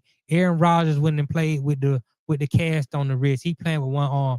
Guys respect that in the locker room if you can go play I get hurt. the respect factor. But at the same time, I can understand Lamar. The only way he probably can play is they give him a shot, and he might not want to take that shot. And I can understand that too. It's gonna be his decision at the end of the day. But do you lose some respect from your teammates because you don't play hurt? Yes, you do. So that might factor in his decision to play. But whatever decision he made, live with that decision, and let's make no excuses about your performance based on your decision to go play. I'm on the side of don't play him because you rather have a healthier, as healthy as possible. And as much as if he could be 80%, 85, 90, whatever it is, I'd rather have that Lamar than have a 40% Lamar with a bad contusion out there trying to help us win playoff games. Correct. I would say if he don't play though, I'm not playing him in the playoffs either though. I don't know if they're gonna do that now. I'm around with Tyler Lamar's Huntley. healthy. I'm gonna go with Lamar if he's healthy. But if he's still got the issue, problem is rock out with Tyler. And I understand where you're coming from, but the problem is now you look, the head coach don't want to lose the respect from the guys in the locker room. If you play Tyler Huntley and Tyler Huntley goes out there and play well and you win, and Tyler Huntley is literally the reason why you got into the playoffs, and then you decide to go to Lamar Jackson, who guys are like, he didn't even want to play hurt for us. When all the chips was on the line, he didn't want to play hurt for us. You can lose as a head coach. Being able to are two different things. I know, but see, I understand where you're coming from. I'm trying to speak from the players in the locker room standpoint. They know Lamar. I would hope that they know if he is well enough to get out there, that he's going to get out there and play. Well, he's well enough to get out there and take that shot. I can't do it. I can't do it. He can do it with a shot. Something different. He take that cortisone. He can go out there and play. Do you want to take that cortisone? Do you not want to take the cortisone? At the end of the day, how bad is the back contusion though? I mean, I know they say it's a back contusion, but I don't know it's like what level, what grade, or whatever have you. Well, considering that he's regarding that. Considering that today I was hearing that he's questionable, I mean it's 50-50. It's not season. If it was really bad to the point where they're like, well, he can't play, he's season industry. I mean, season ending, then that's different. But when you're 50-50, like it means a lot for those players, even if you go out there and play bad, that you gave it everything you had for us. But if are you trying to win the game or what? Right. If I'm in the locker room and we have Tyler Huntley who's able to help us win the game with Derrick Henry doing what he does, let's just rock out with Tyler. I love you, Lamar, but my guy, you're not healthy right now. So let's rock out with Tyler. But I gotta stay with Tyler though. Wanting to, but we're trying to get to the playoffs. We're trying to win Super Bowl. Yeah, but after that I gotta stay with Tyler because now the players are gonna be backing Tyler. And I don't want to lose the locker room because if I put Tyler over Lamar, this is the problem. This is the problem we have. Let's say Tyler starts this week. He goes out there and win. They make the playoffs. Okay, let's say they make the playoffs with Tyler Huntley this weekend. Next week they start Lamar Jackson in the playoffs. Lamar Jackson plays terrible. They lose. Head coach, you just lost half your locker room right there. Lamar he's in a situation where he has to win because players are gonna be like, man, if we would have had Tyler again, we would have won. And that's the kind of situation you risk when you're the head coach. So we're gonna see what Baltimore do. It's gonna be interesting. This whole weekend is gonna be a very interesting weekend when it comes to the Pittsburgh Steelers and the Baltimore Ravens. I don't think either one of the coaches, Ricky, has their job on the line. I mean, the fans were mad at Mike Tomlin a few games ago. They were chanting fire Mike Tomlin, but then he won a couple of games and everybody's quiet, And then when it comes to John, obviously Lamar has been hurt, so I think that will kind of give him cushion because he's been hurt for a lot of the season. to say, okay, well, we didn't have Lamar. I think because of that situation, like he'll be okay. I think, in terms of job security. Mike Yeah. Tomlin, I think he's earned enough respect, within that organization to not be fired outright. I think if anything, it might be like a mutual decision kind of thing if he wanted to leave, but I don't think they would just outright fire him just from the respect factor. I don't think so. Well, the Steelers have never fired a head coach in the history of the organization. So Mike Well, Tomlin, no, I'm he'll just step responding to down. what he said about his job being on the Yeah, that's line. what I'm saying. I don't I think don't think Mike Tomlin has any job security issues because Mike Tomlin is going to step down whenever he's ready to step down. Now, he could easily say he wants to step down after this season. I wouldn't be surprised if he did. But I hope he does. whenever Mike Tomlin decides to go, it's going to be whenever he's ready to go. And that's just how it's going to be. And John And we've had that Harbaugh, conversation. Like it yeah, depends on John what you. Harbaugh is totally safe.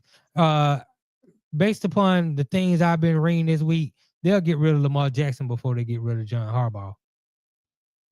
I don't think so, but we gonna see though. We'll see. Never. I'm not gonna never say never. We gonna see. Last comment on this topic. Do you guys think the AFC is better or the NFC? Ooh, And Nasir, I saw your that's comments. good. Hold on. Who you think? Go ahead. I'm sorry. That's interesting. That's a real. Oh, that's really tough. That's really tough. I think the AFC is slightly better, and I think the AFC is slightly better because Houston's dominant defense, as well as what the Patriots have been doing with the coaching under Mike Vrabel. You got the best. I think Broncos. the Josh Allen being capable of putting on Superman's cape at any time. The Anytime. Broncos still a defense. I think the AFC is really, really, really tough. And all those teams are gonna be tough out. But I think it's really close though. There's an argument to be made for the NFC. But I'm just gonna say right now, I think the AFC, the thing that pushed them over the edge to me is Houston Texans defense. All right, y'all. We'll move on to this really quickly because we've been on here for a hot minute, y'all. Thank you guys for staying with us and being active in the chat with your comments. Yes, make sure And y'all we know hit that it's like and getting late, subscribe. right? I can see Houston going to the Super Bowl, and the Broncos are legit Patriots. Had an easy schedule though. Y'all know how I feel about that. You got to play a schedule you're given, but you're right. We gonna see. It's We will fool's see. gold though. All right, now really quickly, I'm gonna move on. Nasir, I hope you're still here. We're gonna go on. We're gonna go on to one Shedeur Sanders, Shedeur legendary Sanders. All right, you guys, let's get ready. We got one more game. One more game. One more game for the season. One more game for Shedeur to put it all out there to say, you know what, Kevin Stefanski, Andrew Barry, Jimmy. I am the guy for you guys going forward. Thank you so much, Ricky. Appreciate you stopping by. He says, "Good night, great For channel." sure. Thank you so much. Hope you subscribe. You better be back. Hopefully you're back. Oh yeah, we'll see you again, Ricky, next week, Monday night. But this is Shedeur's. I think Shedeur's had quite a few games now. Dylan Gabriel had some games. Unfortunately, he got concussed, but they both have had some games to put up some footage and show that they can be the future of this franchise.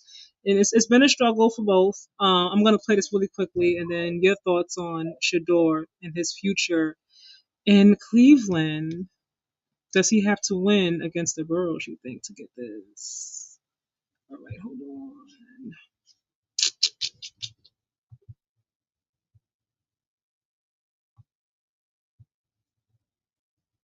While I'm doing that, go ahead. Give me your thoughts while I'm sharing this. I appreciate you subscribing to the channel, Ricky. We appreciate that. Much respect. Make sure you share with one person so they can know where to get this football information, this football acumen from on Monday nights. I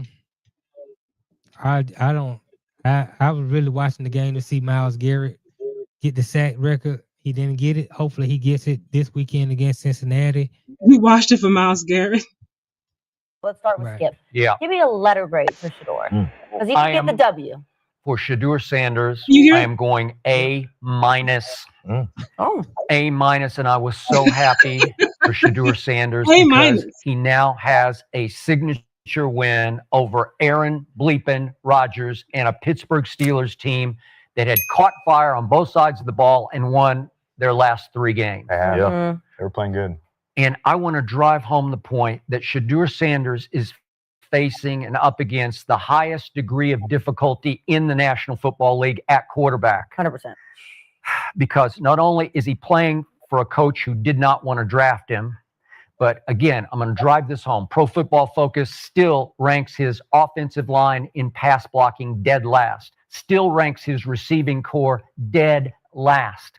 And even worse, yesterday, who has been his favorite target? Fannin. Harold Fannin Jr. He had caught 28 of Shedeur's passes, by far the most those that Shedeur has thrown this year. So what happens early in the game? 5:11 left in the first quarter. Harold Fannin Jr. catches a touchdown pass that makes it 10-0, and he rolls over and aggravates his groin injury and is gone for the rest of the game. So they don't have Njoku. They hadn't had him for the last 3 games. So all of a sudden I look up and Shedeur is having to throw to a practice squad tight end named Sal Cannella. I only knew his name from the preseason when Shedeur would get thrown in with the scrubs in the preseason. He was having to throw to Sal Cannella. There's no Judkins, who obviously, unfortunately, got hurt and lost for the season, so he didn't have Judkins to toss it to when in doubt. And on the touchdown pass, it did float a little bit, though it got exactly to the place that it needed to get to, and it floated because Shedeur got hit as he threw. Bang. And I'm sure Cody will break this down for us. He got hit as he threw the first interception, which floated, and then who was it? Jack Sawyer picked it and returned it 27 yards because it didn't get to the receiver. And I will say this, the reason I'm a minus is the second interception early in the fourth quarter was just a terrible idea by a rookie quarterback, where he glanced across the field and Judy was waving, I'm open. And he said, oh, he's the vet, I got to try. And he tries to throw it completely across the field, and Kyle Duggar just put it in his back pocket. It was an easy pick. All right, you guys. I wanted to play a little bit of that. Not all of it, just a little bit of it. Before we talk about Shedeur and what he needs to do in Cleveland. Notty, nice up the way. I think he took too much. He couldn't take all the glazing from Skip, but until he gets back, y'all. No, I'm here. Can you hear me? Yeah, I hear you. I don't know why my camera went off, but I'm about to turn it back on. Okay. But yeah, I can't take. I can't. But no. That's the reason I don't listen to those guys. And then I saw, I heard some of it, but I want to play it on here with you, with your live reaction, and vice versa. I guess Skip Bayless owes the Golden Goose's father a favor. Skip has been like his biggest supporter, I think, honestly speaking, since for I don't know how long. But no, like aside from what Skip said and his obviously analysis of it, which is clearly biased. What do you think? Do you think, first, that Shedeur has done enough to get the job outright? And if he hasn't, what does he need to do next week? Aside from a win, how does he need to perform, you think, to be like, okay, we got our guy? For now, anyway, at least. Honestly, I don't know what the criteria is for if a guy's done enough. If you ask me based off his performance, based on we can only go by that. No, based off his performance, he's been one of the worst quarterbacks in the league this year. Just going off the performances and going off the numbers. You don't think he's made any progress at all? No, he's throwing multiple picks every game. That's not progress. You're not putting points on the board. Some of those are not his fault though. But we know how. I mean, that's see. I don't. Are you throwing the picks or are you not throwing the picks? Are you putting up points on the board or are you not putting up points on the board? Are you in the open receiver or are you not in the open receiver? Yes, those are the things I look at. What's your pocket presence looking like? I mean, now in some areas he has gotten better, which I've always said he's a rookie quarterback. He needs time to develop. The problem is, I don't know how they did it. I think the media is in love with Deion, like we all in love with Deion. We all want Deion to succeed in Colorado. We want Deion kids to do great. We want Shedeur to do great because of his father. If his name was Shedeur Scott, we would be like, this guy can't play. But because it's Shedeur Sanders, we want to give, and I get it. And I don't think it's just because of Deion. I think honestly the media helped create this whole thing when everything happened with the draft, because then it became this whole global thing. Like, man, he's been blackballed and he has been treated right. Way before the draft. All these different things, because before the draft, the expectation was that he would go higher than what he did. Right, that's what I'm saying. It started before the hype started. Why? The hype started before the draft. The draft just put a reality on the hype. That's what I'm saying. Like, the media helped create this hype that Shedeur was somehow special. He's just a special talent. He's going to be the number one quarterback. If not number one, he's going to be number two because he's just so special. And I was like, I watched all his games from Jackson to Colorado. He's not special. He's a guy that can be good because of his intangibles. He's a good leader. He throws accurate passes, and he has a high football IQ. I believe those are the things that make good quarterbacks in this league. But he's going to need time to develop. You can't just throw him out there and expect him to just come out here in a home run. Mm-hmm. That was a hype that they put on him that I didn't like from the beginning. I was like, don't do that. Who expected him to come out there and throw like 5 touchdowns? The media put that kind of expectations on him, and they created more of that and because they put that hype on him when he was drafted in the 5th round, you had so many fans talking, "Oh, this is conspiracy. They trying to blackball Shedeur, and they don't like No. The reality is he's a 5th round talent. That's the reality. Now that's not. I don't think he's a 5th round talent. I think that's what he was. I mean, Brock Purdy was the last pick in the draft. That's because you're the last pick in the draft don't mean that they got it right. A lot of times the NFL general managers, they get it wrong because the thing they look for first is a cannon of an arm, speed, and is he 6'5", 250 pounds, look like Josh Allen. That's what they look for. But a lot of times your great quarterbacks don't come in that package. Your great quarterback is a guy who has a mediocre arm, who runs a 5'4", and is 6'2", 6'3", Tom Brady. That's the guy. But moving the conversation forward, though. Because like I always say, we can't go back to what should have, could have, would have happened and what they should have did in Cleveland and the mistake they made, everything else. Mistakes they made. If you Andrew Berry and you making the choice, you're gonna either draft somebody and out the draft, you're gonna go back to Dylan, you're gonna stick with Shedeur. What is your choice? Well, if I'm Andrew Berry, I believe that Shedeur is Andrew Berry's guy. His job is on the line with Shedeur. So if I'm Andrew Berry, I stick with Shedeur. That's what I do. If your job is on the line, you're going to stick with Shedeur? His job is on the line with Shedeur because that was his pick. That was his choice. If I'm the owner, I fire Andrew Berry. And I let the new general manager make that decision, whether he wants to keep Shedeur or not. But if I'm Andrew Berry, no, I gotta stick with Shedeur because I stuck my neck out for him. And we're gonna do our best to develop him and give him the time and the pieces around him. We're gonna put real wide receivers around him. You get rid of Dylan? Well, you keep him as the backup to Shedeur. I gotta get rid of Dylan. I would hope from a moral standpoint that you let Dylan go so he can go out there and find another team to latch on to and have his opportunity to be the quarterback that he believes he can be. Because I can't have both of them on the team for some fact that I agree. One or the other, please. Even though they talk a good game, how they support each other and all that. If I'm Dylan Gabriel, I'm like, I outperform Shedeur. Why am I not the guy? I'm Kevin Stefanski guy. He's the head coach. So I should be the guy. If I'm Shedeur, I'm like, I got more talent than you. And Andrew Berry, I'm his guy. So I should be the guy. So now you got riffraff in the locker room.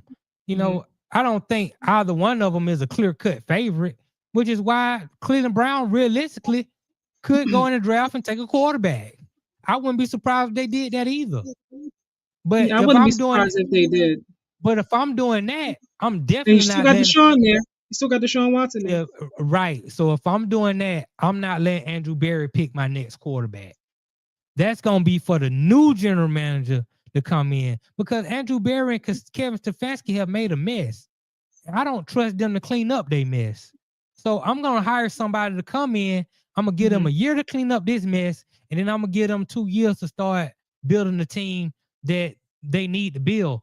But Andrew Berry and Kevin Stefanski have pooped all over the building, and I need somebody else to come in there and clean it up. I gotta actually read this comment from Nasir. He said something nice, well, kind of nice, about Shedeur. Finally, I would say that Shedeur is a better option than next season's crop of quarterbacks. Maybe a couple might be better, but I'd rather have Shedeur than Mendoza.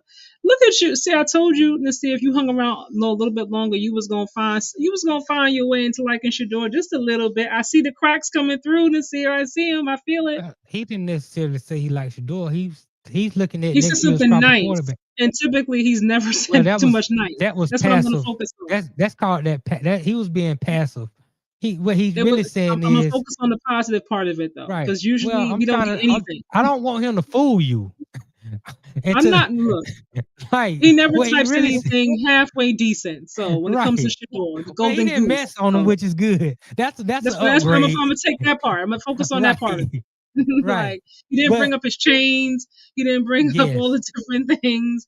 The music and the cameras and whatnot, the headphones. He just focused on that part. So I'm gonna take what positivity I can from that comment. I agree with Nasir on that point. Next year is not really the year to draft a quarterback. The year after next year is the year to take the quarterback. That's when all the good quarterbacks are going to be coming out because most of the good quarterbacks decide to stay back in school this year and take that money. Take that NIL money and get another year on their belt to keep getting better and keep being developed so they can hit the NFL running when they do come. So this year, you got a couple guys, like I said, Dante Moore out of Oregon. You got Mendoza out of Indiana. Those are going to be your two guys who are going to go high from a quarterback perspective. And we'll see where Carson Beck and some of the other guys go. But yeah, I don't think this season it's a year to take the quarterback. So from that aspect, yeah, I believe that Shedeur would be. I would rather take my chances with Shedeur than one of those guys that's coming out. But sometimes you got to trick the fans because fans don't really know what's best for them.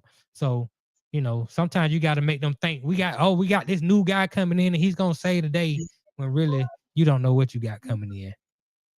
I'm not even sure because this is the last game of the season. I don't know if Joe Burrow's going to be out there or it's going to be Shedeur versus Flacco. I don't know what's going to go on. But do you think that the Browns have enough, no matter who's the QB for the Bengals, to win the game?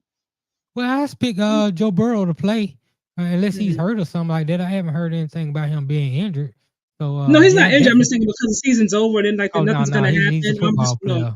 That's why I said, if they do, then great. If they don't, then they don't. But either way, do you have the Eagles? Do you have the Cleveland Browns winning this? If Joe Burrow played, then I got the Cincinnati Bengals winning the football game. But I think it could be because Cincinnati defense isn't that good. I think Shedeur can score more than 20 points.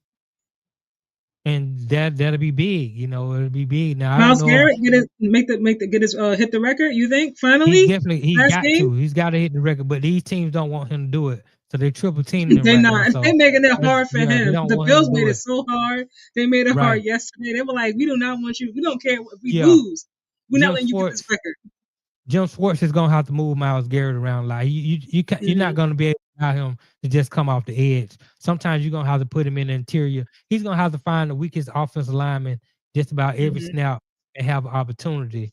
And that's just how it's gonna go.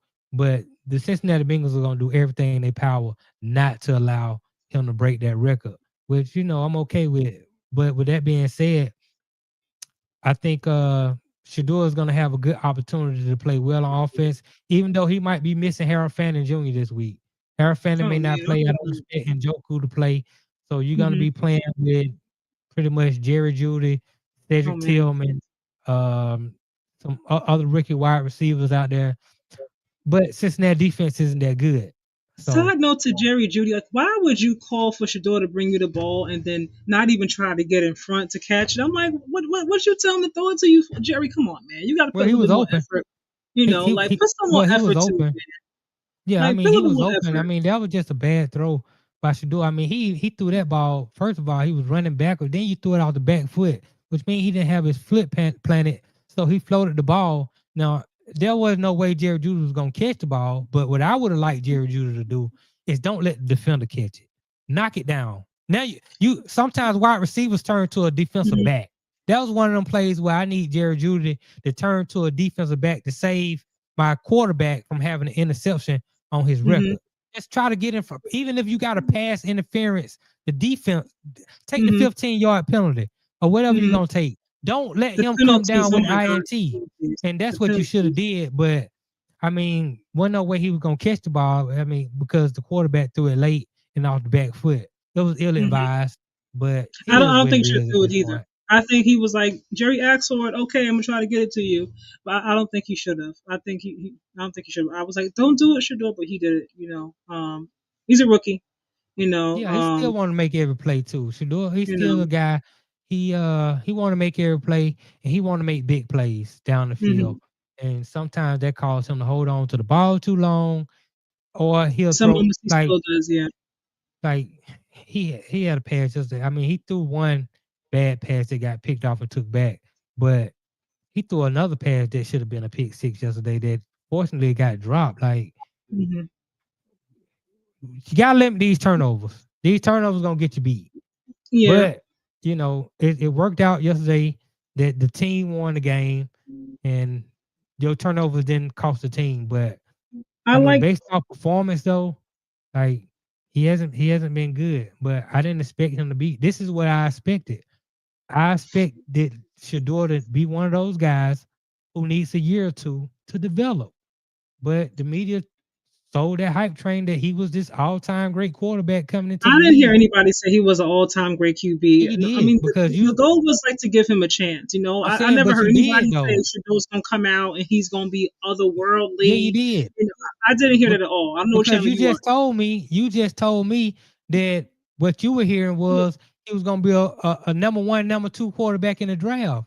That's the hype that the media tried to tell everybody that he was that. I'm talking about once the season started, he got his chance. Once the season started, like, I didn't hear anybody saying, "Man, he's gonna come out there, he's gonna light it up." No, yeah.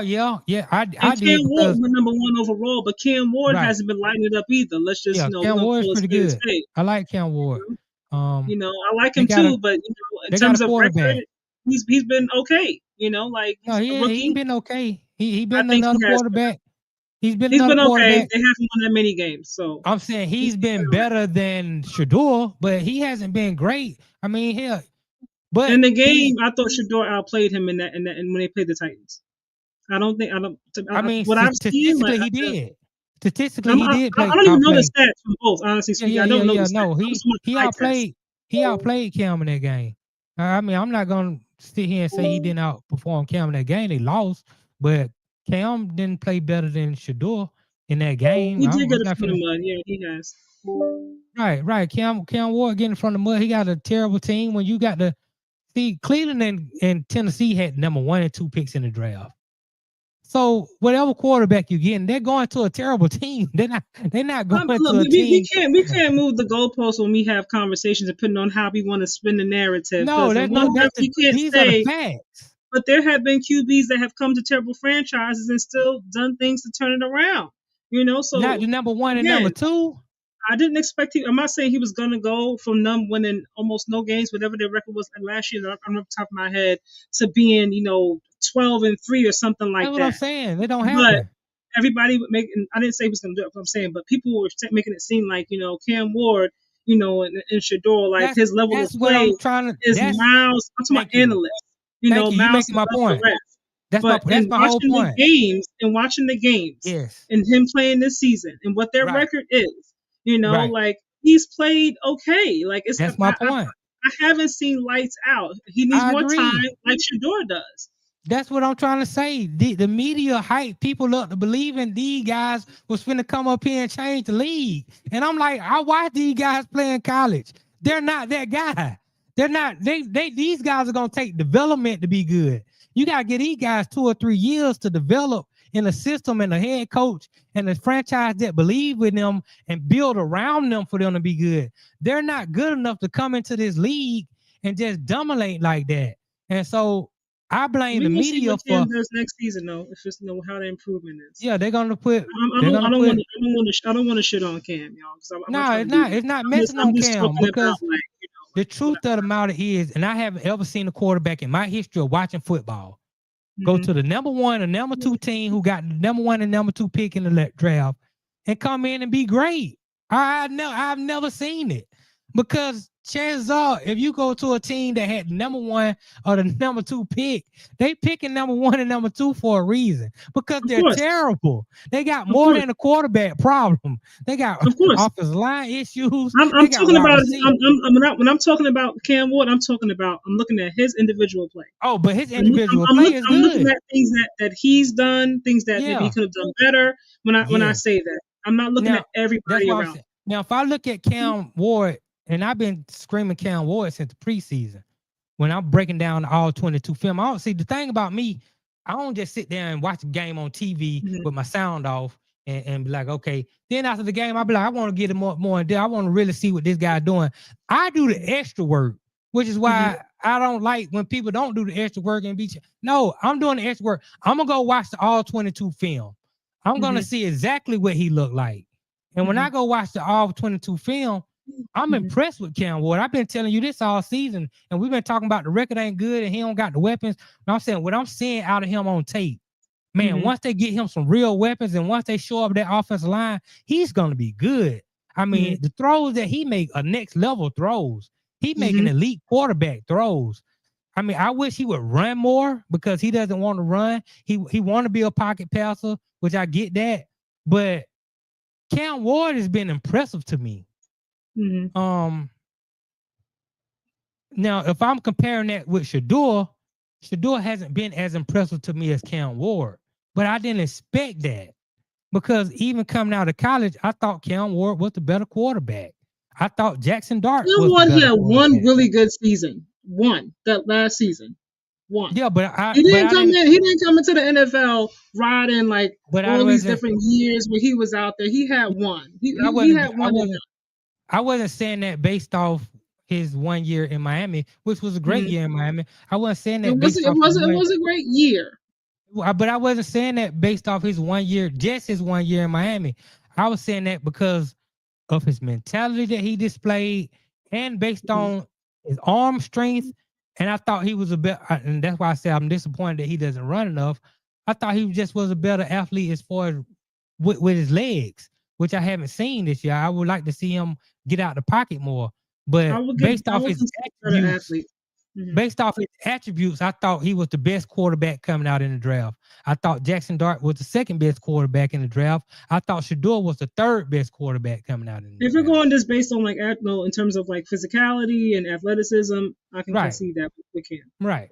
All of that. And based off, like I said, I watched all the Shedeur games in college. I thought he was good, but I didn't think he was special. Like they tried to sell us that he was gonna be the first pick, second pick in the draft, and then when he went to fifth, it's conspiracy theory. No, I think he's somewhere between the third and the fifth round talent, and he needs time to develop. He's not gonna come in and just dominate the league. You got to put pieces around him. He cannot win with Jerry Jeudy and Cedric Tillman being his number 1 and number 2 targets. He can't win if Njoku is gonna be hurt most of his time playing. He can't win when the offensive line is in shambles. He can't win like that. You can go get a first round quarterback who will struggle in the same situation he's in. So let's not judge him based off what he's doing right now. That's why I said it's difficult for me to judge. If I'm Andrew Berry, I stick with Shedeur. I believe Shedeur, like Nasir said, I believe he's better than any quarterback that's going to come into the draft this year. I believe that. So that's what I would ride with. If I'm Stefanski, I might fight for Dylan Gabriel. So, honestly speaking, although it may not be fair, he's going to be judged based off of what we've seen in this small sample size. We didn't get a chance to really see him a whole season, obviously, based on Right. how they did things in Cleveland. Unfortunately, him or Dylan Gabriel, and then you still got Deshaun Watson, who they paying all this money to. I don't think they can get rid of him with the way that contract is, and the injuries and everything. So he's going to be there, this another season anyway. So they might put him out there because they're paying him all that money. They're like, you get out, we paying you, get out there and win some games, So there's that part of it too. Right. But it is unfortunate though, because so much conversation has surrounded Shedeur and whether or not he was unfairly blackballed and conspiracy theories, everything, all these different things. And he does need more time. All rookies need time, like Yes. it takes time to develop and adjust, things of that nature, there are some things that I like. I like that the past two games, the Cleveland Browns, their offense as a whole has started off with a lot more urgency. He's been efficient to start the games off. He's been his pocket presence has been better. I feel like he's been more decisive. Something happens where he throws that pick, and it's like it seems like he starts to second guess himself, and then another pick comes again, and so on and so forth. But like I said, it takes time, like old habits die hard, like he holds the ball too long. He will have to work on that, and I guess I don't know how long it takes to figure that stuff out. Obviously I don't play football, but overall he needs time. They need time. Yes. So, it is what it is. I want to get your thoughts real quick. Hold on, because Nasir put this in the chat a while ago. I want to sure I don't forget it. I'm gonna ask you your thoughts on Miami versus Ohio State and Indiana versus Alabama. Greatly appreciated. I think Miami might upset Ohio. I think they might. Indiana, I expect Alabama to win that game. Ohio State is a juggernaut. They are. I expect Ohio State. Miami can do it though. Yeah, I expect Ohio State to blow Miami out. Actually, and when I say blow them out, I mean win by more than 14 points. I expect Ohio State to win by more than 14 points. And Indiana, Alabama, that's gonna be the game. Alabama can beat Indiana. I agree. I'm not saying they will. I think well, I kind of, when it comes to college football, the two teams I root for are Colorado and Alabama. So I'll be pulling for Alabama, but I believe in Indiana. I believe in that coaching. I believe in that coaching staff, and I believe in that quarterback. Even though on the next level, I think he's just be an average guy, but in college, he's a hell of a player. And man, the way they have their offense moving, man, I really think Indiana and Alabama is gonna be the game of the weekend. Either one of those teams could win. I like Alabama in the upset in that game, and I like Ohio State to blow out Miami. All right. We're going to see. On that note, you guys, we're going to get up out of here. All right. Thank you all so much for tuning in tonight. This was a great episode, you guys. A lot of fun, a lot of great comments, a lot of great feedback. Notty, is always a pleasure doing this with you.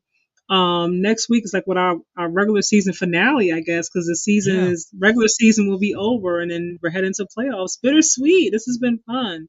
I look forward. Steelers versus Ravens. You said Ravens got it, right? I'm gonna go Steelers. I mean, I'm pulling for the Steelers, but you got Ravens. I'm picking the Ravens. I'm picking the Ravens. I think the Steelers are done. Okay. All right, we're gonna see. Thank you so much, Nasir. Have a wonderful night. Happy New Year. If I don't hop back on here before, then Happy New Year to you all. Everybody be safe. Have a great productive week. Don't drink too much. Don't drink and drive. Okay, be careful, you guys. Be good. Anything you want to say before we got out of here, Nani? Oh, no, I appreciate you. Make sure y'all hit that like button. Make sure you hit the subscribe button. Please share with one person at least. Of course, Just Simply Sports, and I appreciate you having me on. It's fun. One Man Cave, built for this radio network, and you can find me on all social media. Raw Side of Things. Oh, that's a show that we have, but yeah, Raw Side of Things. Make sure y'all check that out. Also, all my social media platform is One Man Cave. So TikTok, Instagram, you can find me at One Man Cave. I appreciate it, and I appreciate y'all, man. A lot of chat. Thank you. All right, you guys. Peace out. Good night. Good night.